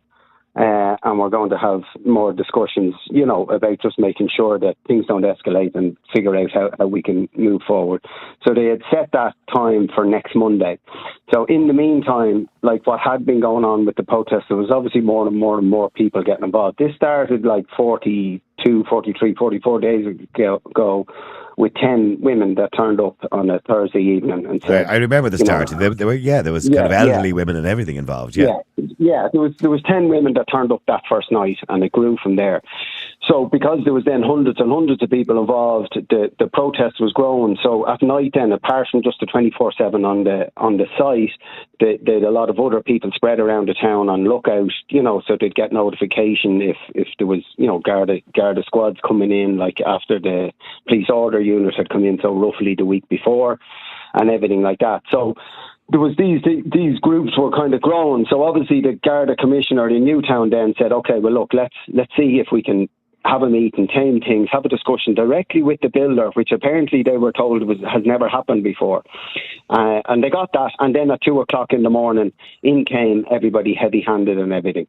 So that was the trigger for everything, because what the organisers had told everybody involved is you can kind of stop the lookouts throughout the night on the other spots and everything, because they're not going to do it. And we're going to have this meeting next Monday, so we'll just maintain. It was almost like a ceasefire, so to speak. Yeah. Yeah, almost exactly. That was exactly the way it was given to them, and it was like kind of down tools now for a minute. We'll continue just having a presence on site, but it'll be very light touch presence, just to let them know that the protest hasn't stopped, that we're just waiting for this meeting next Monday. But that was the spark from what I'm getting from everybody who was there now talking to us today. The spark for last night was the elderly man on the walking stick who was arrested. That seemed to be I mean, that was just another moment. But the real spark was that this meeting, everyone went home, and on whatever day it was, Monday or Tuesday, and then at 2:00 in the morning on Wednesday morning, and it was, of course, during the middle of the night and everything, came in very, very heavy-handed, pushed the few protesters that were around at that time, which was generally down to kind of 5 or 6 men. They usually do the shift in the middle of the night. There was usually 1 or 2 women there, but generally they tried to, not have the women there in the middle of the night, let's say. So then men were all pushed aside. Everything started getting aggressive, and then the whole thing cooked off yesterday morning. Tons and tons of builders, everybody else brought in. Naturally, the residents and all came to site, and the whole thing just started building as the day went on. That incident with the man was just another step up, do you know what I mean? And another step up and another step up. But I would say what really triggered the escalation of everything was the phone call that the three main kind of leaders, let's say, of the protests, who've been meeting with the council, going through the legal process, making sure that everything is always going to be, put out as a peaceful protest. We're not interested in any kind of violence or any of that kind of stuff, and keeping a good handle on everything. Making sure all the correct WhatsApp groups were set up. And I mean, the other thing I would say, Niall, is I've been up so many times now from the get-go, getting a lot of footage, having different interviews with people and getting a good feel on everything, and then feeding Twitter with exactly the stuff on the ground, as to what's happening. And you know what? The thing about it is that it just goes to show you how things have changed over the years, We now have, so many people, obviously, putting up videos or, having reports. Yeah. So it kind of gives us a good picture of how things happen. Now, sometimes that can be skewed, obviously, because people have their own agendas. And I get that as well. Exactly. But see, what makes me really sad is that, when I'm seeing all these protests, not just the one in Newtown Mount Kennedy last night, the other protests like Roscrea and all the other ones around the country over the last 2 years, what I'm seeing is there's a small amount of agitators, right? And they'll always be at every protest. But the vast majority of people at these protests are just ordinary citizens who have concerns and feel very voiceless. And these are normal, everyday people. And they end up in a situation where, they're scuffling with the members of an Garda Síochána who probably don't be doing it either. And these are people who are driven, this division in society, which is driven by bad government policy. If that government policy wasn't there in the first place, if we weren't doing what we're doing, well, we're not doing it, the government are doing it. If they weren't doing this, we wouldn't have had that protest last night. There wouldn't have been those riots go out there last night. There wouldn't have happened in Rosscray. You wouldn't have had the riots in Dublin. And by the way, can I point out the November riots in Dublin were carried out by scumbags. Anybody who sets fire to buses and Lewis's and breaks into shops is just a scumbag. They're not protesters. But what I'm saying is, all this wouldn't have happened. These things wouldn't have all happened, if we had good policy and we were doing things properly. But the thing I think, Niall, that has to happen now, we need some adults in the room now, and we need to move on from this conversation. We've been having this similar conversation. Okay, it's getting more and more escalated, but it's the same conversation that was going on really from East Wall 18 months ago or 2 years ago. And it's getting louder and it's getting noisier, and the fires are getting bigger, or whatever way you want to put it. But the fact of the matter is, we don't have adults in the room that are willing to stand up and say exactly what you're saying there is. We have a crazy immigration policy that makes absolutely no sense. There's not a human being that could sit and argue with me and say that it makes sense to take 160 males. I don't care what colour they are. I don't care what culture they are. I don't care anything. Put 160 young men into a field, and there's not going to be an enormous amount of problems.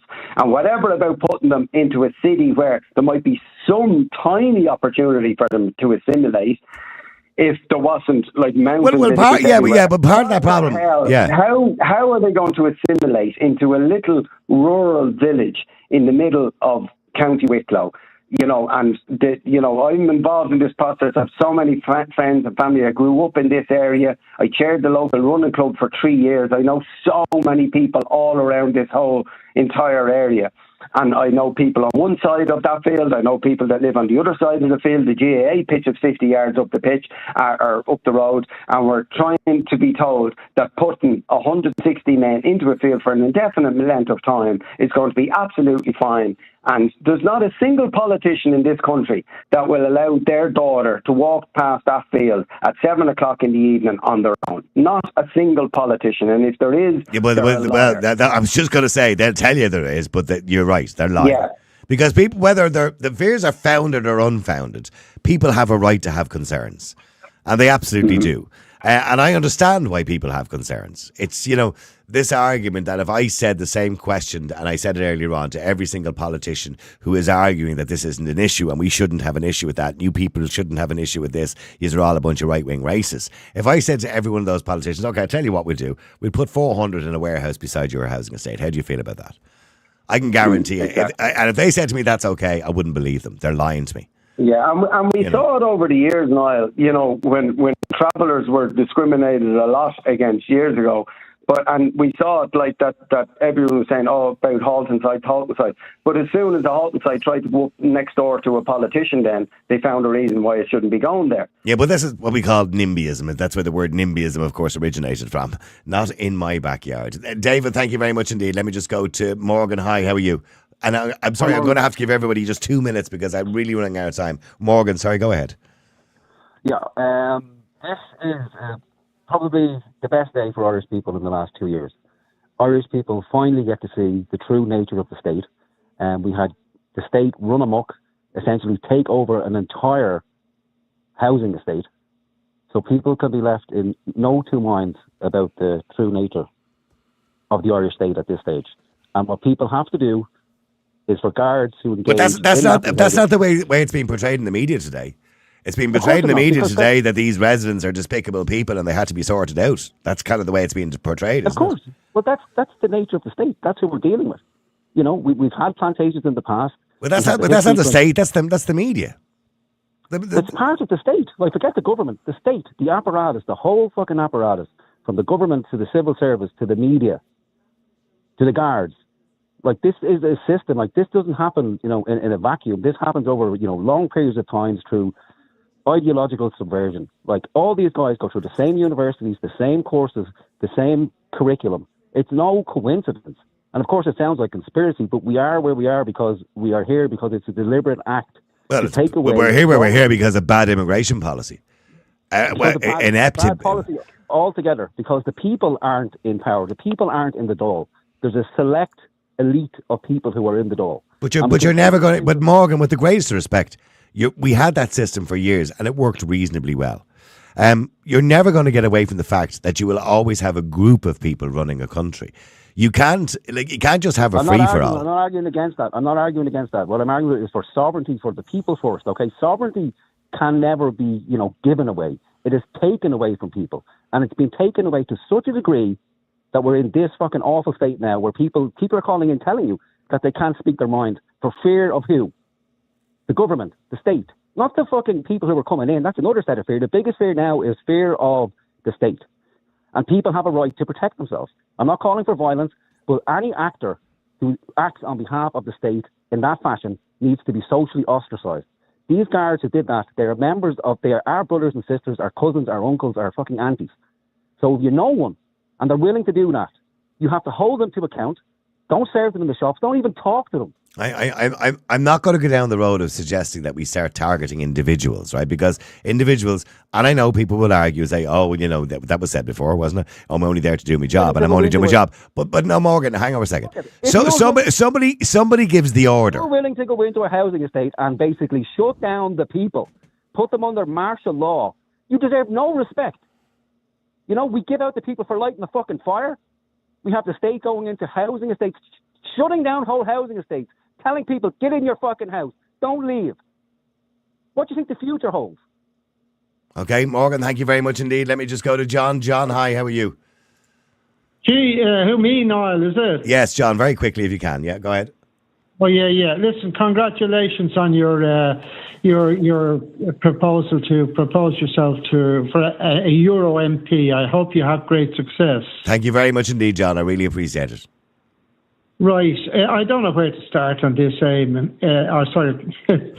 No, it's there's no words to describe what's going on in Ireland at the moment. Now, I'll take one or 2 points. The that Green Looper, Eamon Ryan, said we need 5 more million people in Ireland. He hopes there'll be 10 million population in the next by 2030. Was it him who said that, or Simon Coveney said that once as well, I think? Coveney too, yeah. Okay. That's lovely, great. Now, will there be Muslims or Christians? Do you think they'll all integrate very well? How many houses will we then build in the next 5 years for the extra 5 million, considering as how we have people on the streets and we have people in hotels right now? And the other thing is, that Helen McEntee one said that she is going to change the laws so that the people cannot stay in Ireland, and she's going to send them back, blah, blah, blah, blah. But she cannot change European law. And as long as we're in the EU, we have to, it seems... Well, no, we still have our own laws on immigration. We can still control our own immigration. Now, there obviously are caveats to that we must return people to safe countries, etc., etc. But we still, what's in the EU Migration Pact, we can do right now. There's nothing stopping us doing that right now. For example, she talks about the EU Migration Pact and we can build reception centres at Dublin Airport with fast processing. We can do that right now if we want to. There's nothing stopping us doing it. You're exactly right. But if we go into this European pact, we cannot do a lot of those things. No. Why did Denmark decide not to go into that pact? Because they want to keep their sovereignty, that's why. Exactly, and they're handling this properly, and they're incarcerating all these illegals, and there's hardly any of them coming to Denmark at the moment. And Miss McEntee said, we, as a vast majority of Ireland, don't want to go down that road. When did she ever put this to a referendum, seeing as how half the country is up in arms against her? Well, it's all... Yeah, she did say that yesterday. Actually said the majority of people wouldn't agree with, obviously removing a lot of people from the country. I think she's a bit delusional. She isn't looking at the polls from Red Sea anymore. John, I'm sorry, I'm running out of time. By the way, just one or two comments in relation to what Morgan said earlier on. I don't disagree with Morgan, by the way, when it comes. It certainly did look like martial law last night. The only part that I was obviously questioning was I don't believe you should take it out on individuals personally, this idea that, you don't serve somebody in a shop or whatever, because we can't be turning against each other. This is exactly what they want. Remember, of course, Garda Síochána, as much as you may not or may not like them, they're citizens of the country too. We cannot have people, and the people of this country, turning against each other. That's exactly what they want. That's exactly where they're going. Because if they didn't want that, they wouldn't be making these decisions. So let's not encourage what they're doing, which is dividing society. We don't want a government that divides a society. And we don't want people turning against each other. Shopkeepers and guards and nurses and doctors and citizens and community workers and people who work in everyday jobs. We don't want them turning against each other. That's what we should fight against. We should be working together to make sure we have good people running this country. And that's what will happen in the election, by the way. You want to work together to make sure you have good people running this country. Sharon, how you doing? Hi, how are you doing, Niall? Go ahead. What do you want to say, Sharon? Niall, just to say, I was there last night at the protest. Yep. And it was like something out of a war movie. I'm traumatized today. It certainly looked like that. Yeah, it did look like that. It was horrific, the way they came at the people. There was women standing on the sidelines. We've been up there protesting for the last 7 weeks. Okay. Now, when I say protesting, I mean, the word peaceful doesn't even go there. We've been beyond peaceful. Just sitting there drinking tea around the fire. We make each other cups of tea and around the fire, and if anyone comes, we make tea for them and invite them all in and whatever. We, honest to God, had no issues with the guards or anyone else, even the security. You actually made tea for the security and put on kettles for them at different stages across the way. That's the way it was. We've been called far right, xenophobic, everything else. Look, at the end of the day, last night, I was standing. We have a little tent. They made a charge with their batons and their shields and their pepper spray. And I saw them spraying women who were trying to get out of their way, who had ran into the little canteen that we had. They dragged them out of it. And they pepper sprayed them. They were knocked to the ground. They were hit with batons and they walked all over them. Now, I managed to get one young girl into one young mother. She has 3 kids. I managed to drag her in because she couldn't see where she was going and she was having an absolute panic attack because she couldn't breathe with the pepper spray. She was crying out for her husband, who we managed to find.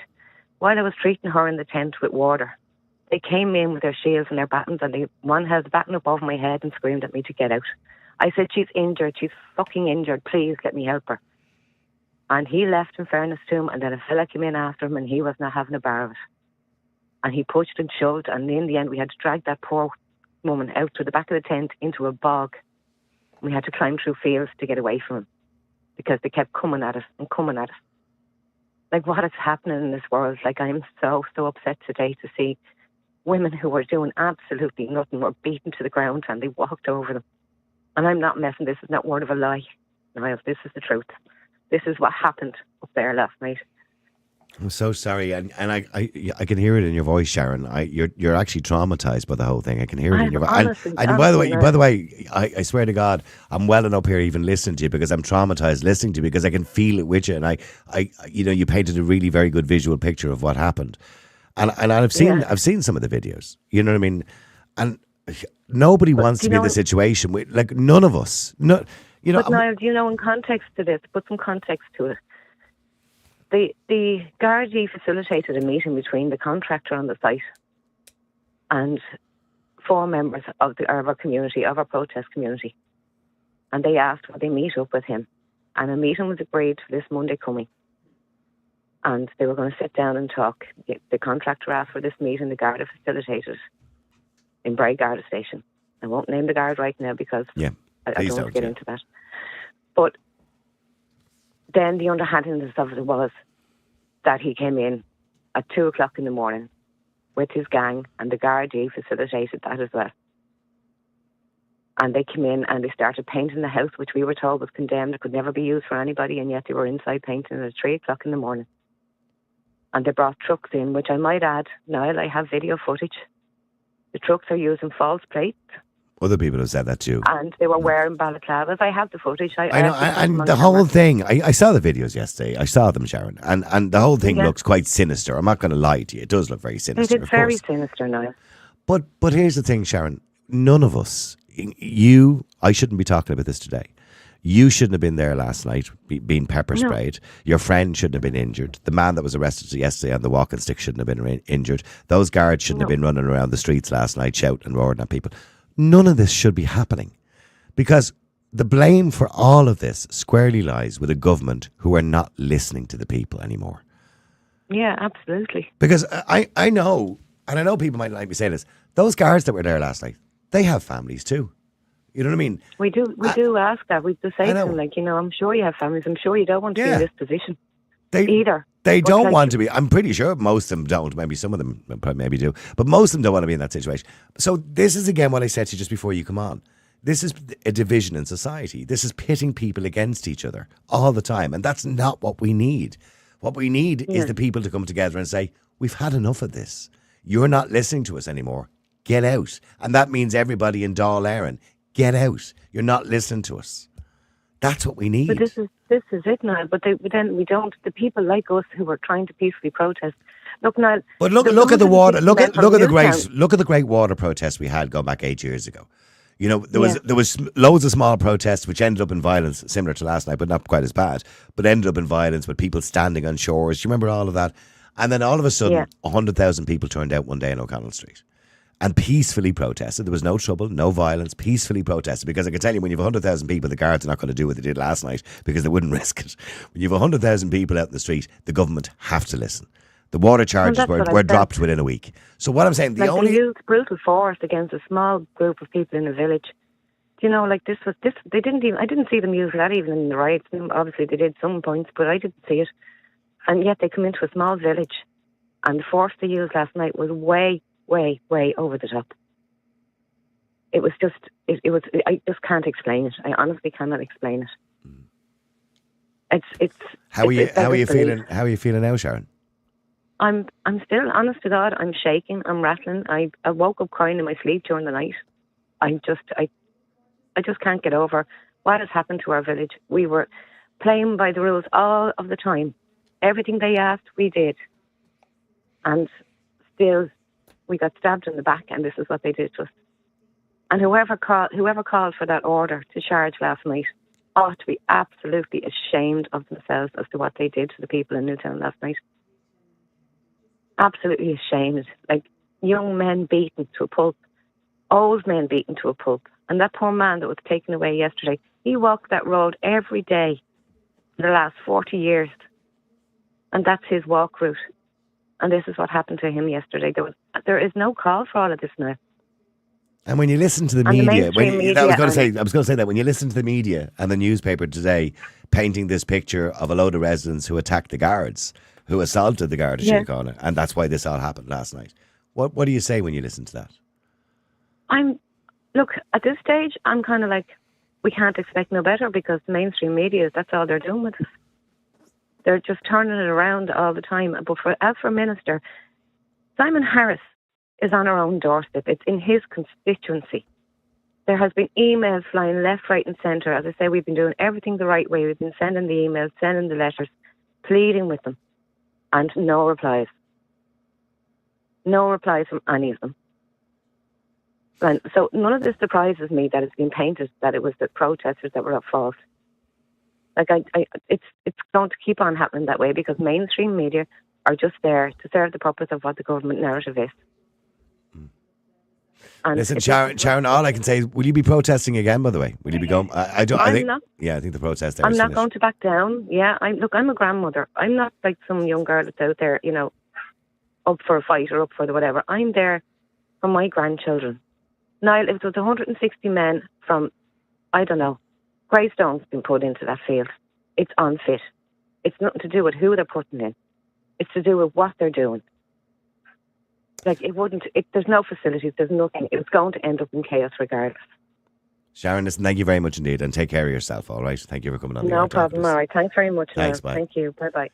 Let me go to Norman, and I have to go to Bernie and Sean, and I have to do it all in 3.5 minutes. Go ahead, Norman. Hello, Niall. How are you doing? How are you, Norman? Not bad, not bad. A bit shocked, really, because my son is actually in the process of joining the Gardaí, and this is one of the reasons I didn't want him to join. To end up turning against his own people, carrying out the orders of the elite or the mainstream media. I blame the mainstream media for this as well, because they've been stoking this up and conjuring up an image of the far right violence, which isn't there. I'd be more far left than I am far right, but there isn't a far right in Ireland, or very, very, very few. No, there are some extreme. There are some extremists. There's no doubt about that. But there are some people. You listen to it. They want to see a decent society. They want to see a village where they have a GP, a school, transport, a bus, where they can go to the nearest town or to Dublin or whatever, or send their children to a care centre or to a school. That's what people want. They don't really care if a person is an immigrant or not an immigrant. That's just been stoked up to make people look bad, like they're evil or something, or they don't care about other people. Irish people take a lot. As another person said, Denmark's taken in 30,000 or 35,000 Ukrainians, and they said, stop, that's it. They have a far better infrastructure. They don't have a housing crisis. They don't have expensive rents. They have a far better capability of taking in far more than we have. We've taken in 120,000 and given them everything. And then the media and politicians think, why are people getting upset? They're getting upset because their granddad or their children are not being looked after. You saw last night with the dentists, there were 1,600 dentists, now it's only 800 doing the schools. Yeah, you go to Denmark, everybody's got good teeth because the schools they're looked after. Yeah, nobody got their checkups. No child got their checkups last year. Yeah. No, crazy stuff. 300 million used on the metro, and it's not even a spade turned. 300 million. 2 billion used for housing the Ukrainians. And does Denmark do that? No, Denmark said, no, we're not doing that. We'll take in 30,000 or 35,000, and they can stay 2 or 3 years, and then they'll come back again. And yet our government saying is, no, taking more. Yeah, and there's some place in Cork there, they had 6 GPs a couple of years ago. Now they've only got 1. Where it's about capacity. It's not about whether you're taking in. No, you can take as many people as you want in, as long as you have the services to provide for those people. Exactly. But we don't. We don't even have somewhere for them to live. We already had a housing crisis before we even started all this process 2.5 years ago. Yeah. Exactly. So how are you supposed to do that in the middle of a housing crisis? Norma, thank you very much indeed. It's bizarre. I do believe the people who are running this country at the moment are deranged. Bernie, hi, how are you? Grand, Niall, I just think we should call the army back from the Lebanon, put them on the north, on the borders where they used to be once upon a time, stop it ourselves. Yeah. Because I can't listen to anymore. I'm full. I'm really upset about it. I'm so sorry for those people in Newtown Mount Kennedy, because it's nearly every village at this stage is highlighting something today. Like, we have just been told today our post office is closed off. We have no bank. We have to drive into Galway, which is a near 25-kilometre round trip. Like, there's 83-year-olds. Where are they going to go to get their pension? Like, they're on 2 sticks trying to get out of a car to go to a post office that's going to be closed. And this is just a small village. And this is every village in Ireland now is crying out for the government to listen to us. We're not angry or aggressive people. We are tired of being thrown to the side of the road while the people coming in here are treated like royalty.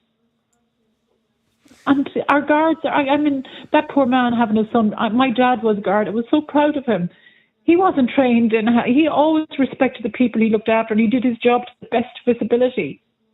And yes, they were called to riots, and they defended, the people. I've seen those kind of scenes, their own people. But I've seen those kind of scenes in Germany and France and places like that. I never expected to see it here. Because we're Irish and we're different. Yeah, but we never needed that, Niall. We never required that level of security in our lives before. And within a year, we're at this now. Within a year, we're all terrified. We've turned into countries that we used to watch on the news, but we were okay because we were Irish. We didn't need that level. Now we're all stricken, horrified. To see our own guards last night I was so upset. And I'm sure those guards went home and they were upset for what they had to do as their job. That's not a job. That's not a job to turn on your own people. When I listened to that young lady talking to us there a few minutes ago, like she said she was a granny, I think, her and her friend, and she said they were running away, and she said they had to go across fields and everything, but the guard was pepper spraying him, and she said, look, I'm just trying to help this girl, she's injured, and he didn't care. He raised his baton above her head. You know, to a woman, like whatever. But to do that to people who are fleeing, they were trying to get. How would that guard feel if somebody did that to his wife or his daughter or his mother or his daughter? Yeah. How would he like that? Like, you always look into yourself first and say, well, how did that happen? If it happened to me? Don't get me wrong. If somebody's a threat to you, obviously as a guard you have to act, and I get that. You know, if they're a threat to you, and I would expect them to defend themselves, and I understand that if somebody comes at you with a knife or you go off a bit of gun, and you hope that they're able to defend themselves, that they're strong enough as guards, but not to turn on your own person who could be your neighbour and to do that to them. How can you live with yourself for doing that kind of job? It's not worth it. I'm looking at somebody sent me in a picture of a young lad. I don't know how old he is. He's only about 15 or 16, I'd say, by the look of it. But his face is covered in blood. He was pepper sprayed and beaten. I don't know his circumstances or what happened to him or how he ended up in that situation last night in Newtown Mount Kennedy, but that's how he ended up. But Niall, Shocking. It's not. It's actually I'm not shocking blaming looking at his face. It's our government are responsible for all of this. They are completely responsible. I feel sorry for everybody in this situation because what happened last night shouldn't have happened. There should have been no situation where those things came together for it to get to that point last night where somebody called or made the orders to go down and stop all that last night and send in the riot squad. That should have never happened. This protest shouldn't have started 4.5 weeks ago because there should have never been a situation where we had to put 150 men or 160 men in tents in the field. That shouldn't have happened. None of this should be happening. No, it shouldn't. But no, that's what I'm saying to you. Should we not put our army on our own borders? If they're not going to do it, can we not pay get them to help us? Can the guards and the army I'm very wary about, and I know that's probably what needs to be done, but I'm very wary. And more so, by the way, in the next 6 weeks, once the Rwanda bill comes into the UK and everybody in the UK is going to be coming to Ireland, I'm really wary about opening up that can of worms. Because once we put a border back, between, the south of Ireland and north of Ireland, politically, that means an awful lot. And Niall, I'm not doing it from a political thing. I'm doing it for the safety of the people. I understand that, but I'm not we're separating two countries again. Back to that. Yeah, I know. But Niall, we have to do something to protect. We can't take any more. I already came up with the answer earlier on, and I mentioned what we do need is a border down the Irish Sea.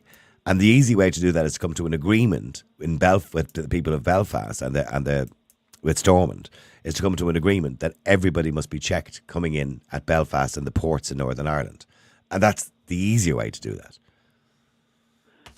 But just to disperse the terror that's going on at the moment, we should have something temporary in place that will be effective for all of us in the nation, for all of us people in the nation. Why do you think the Minister for Justice is not doing it? Why do you think the Minister for Justice doesn't seem to have a handle on this at all?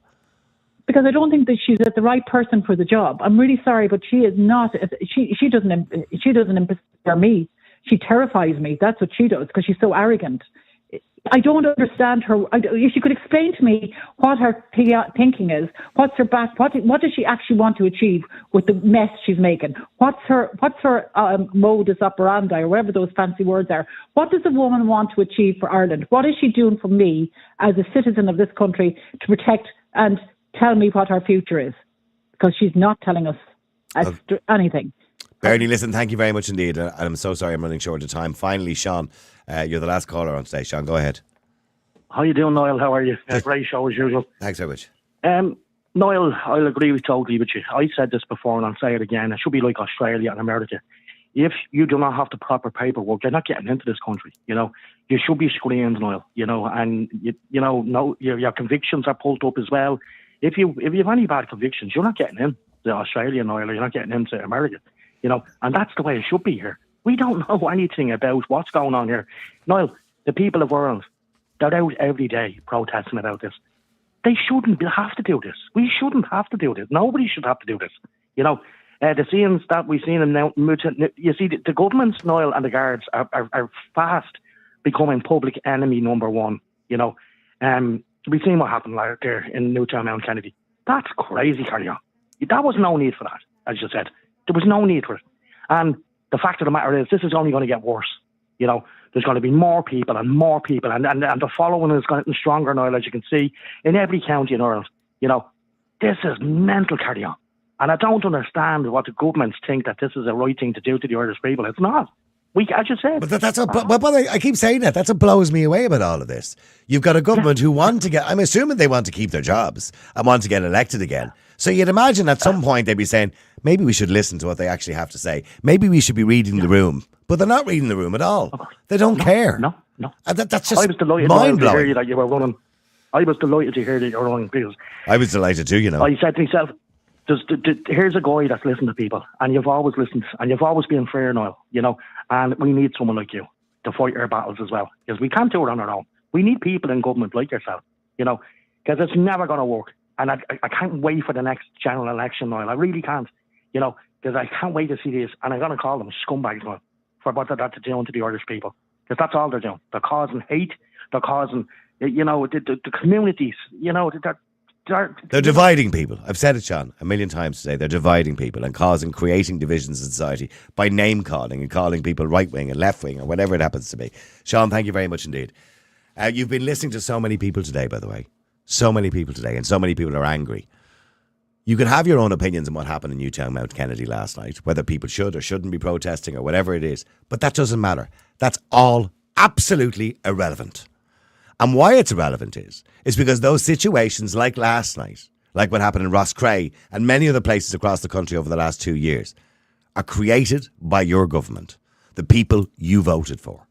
They don't care what you think. That's clearly obvious. They are quite happy to create this division that we have never seen in Irish society. Remember, guards, doctors, nurses, teachers, whatever you happen to be, we're all just citizens. We're all people and we're all Irish who just want to get on. I've seen scenes like that before with police in riot gear walking through housing estates, demanding completely innocent people get back into their houses. Where do you see that? I've seen it in Germany, maybe France now and again during riots, North Korea, places like that. But I never expect to see something like that in Ireland because that's not who we are. We don't do things like that. And yes, you have to take personal responsibility if you're not behaving yourself.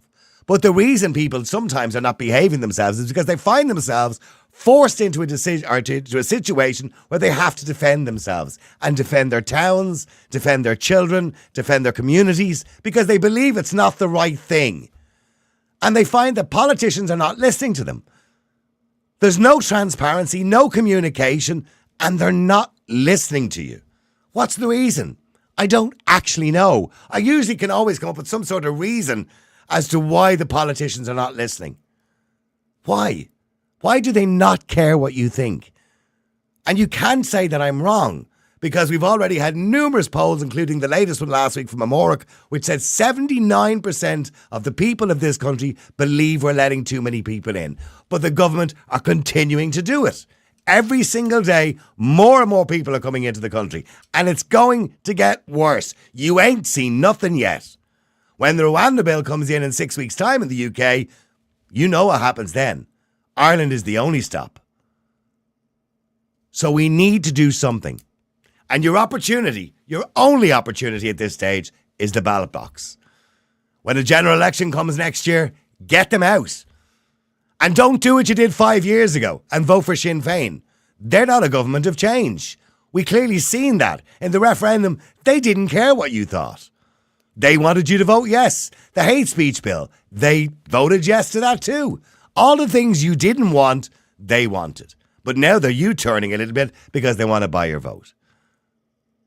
Don't vote for any of them. The Green Party, I said it the other day, they shouldn't be allowed inside the door of Dáil Éireann. Have a look at your newer parties around. Independent Ireland, I know I'm biased, aim to. Other independents around the country who have a good, strong message. Be careful how you choose your candidate. Choose somebody who is going to fight your corner for you, not the ones who are not listening. And most of all, remember, 75% of our legislation comes from Europe. 75% of it comes from directives and laws that are implemented from Europe. It takes about 4 years before they're turned into legislation over here. And before we know it, it's happened and we've forgotten who even voted for it. MEPs voted for it, European MEPs, who are as woke as you could possibly get.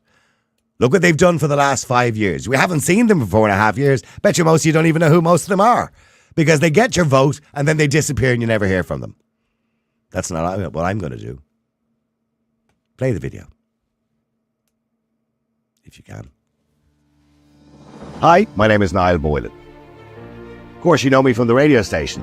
I'm talking to people every single day. And you know what? They're sick of the government. I love this city. I love Ireland. I love the crack. I love the cave meal of Fáilte that it's offered us for thousands of years. But we need change. And over the last 4 years in particular, I've noticed those callers are getting angrier and very frustrated because they feel voiceless. They're listening to a government who are not listening to them. An opposition party who don't seem to oppose. They've ignored us on so many things, so many important issues. They've ignored us on mass immigration with a reckless immigration policy. They've ignored us on healthcare with waiting lists getting longer. There's 4,000 children in temporary accommodation as the homeless numbers rise and rise in this country. But what have they done about it? What have they actually done? They've made promises but done nothing. Our business communities are suffering with closures every single day caused by skyrocketing energy costs and a government that refuses to reduce the VAT rate back to 9% to help those businesses stay open. And many people say they don't feel safe in our city, with crime figures that seem to be getting worse every single day. And that's why I'm here. You can see the doll in the background. And remember, in that building in the doll in the background, very few of those people are actually listening to you. But some people are listening. Michael Collins, Michael Fitzmaurice, and Richard O'Donoghue, Independent Ireland. And that's why I've decided to run as a European MEP and be the real voice of Dublin for Independent Ireland, for honesty, integrity, and real common sense. I'm not a politician. In fact, I'm not even part of the establishment. But I think that's what we really need. We need real change. And we need people to stand up and be counted and represent the people of Dublin. I'm a proud Dubliner. I'm a proud Irishman. I'm a good listener. And I'll speak honestly and openly for you, the people of Dublin and the people of Ireland. So please vote for me, Niall Boylan, on the 7th of June. And I'll be the real voice of Dublin and the real voice of Ireland in Europe. Don't forget, if you want more information on that, by the way, you can go to the website, niallboylanforeurope.ie.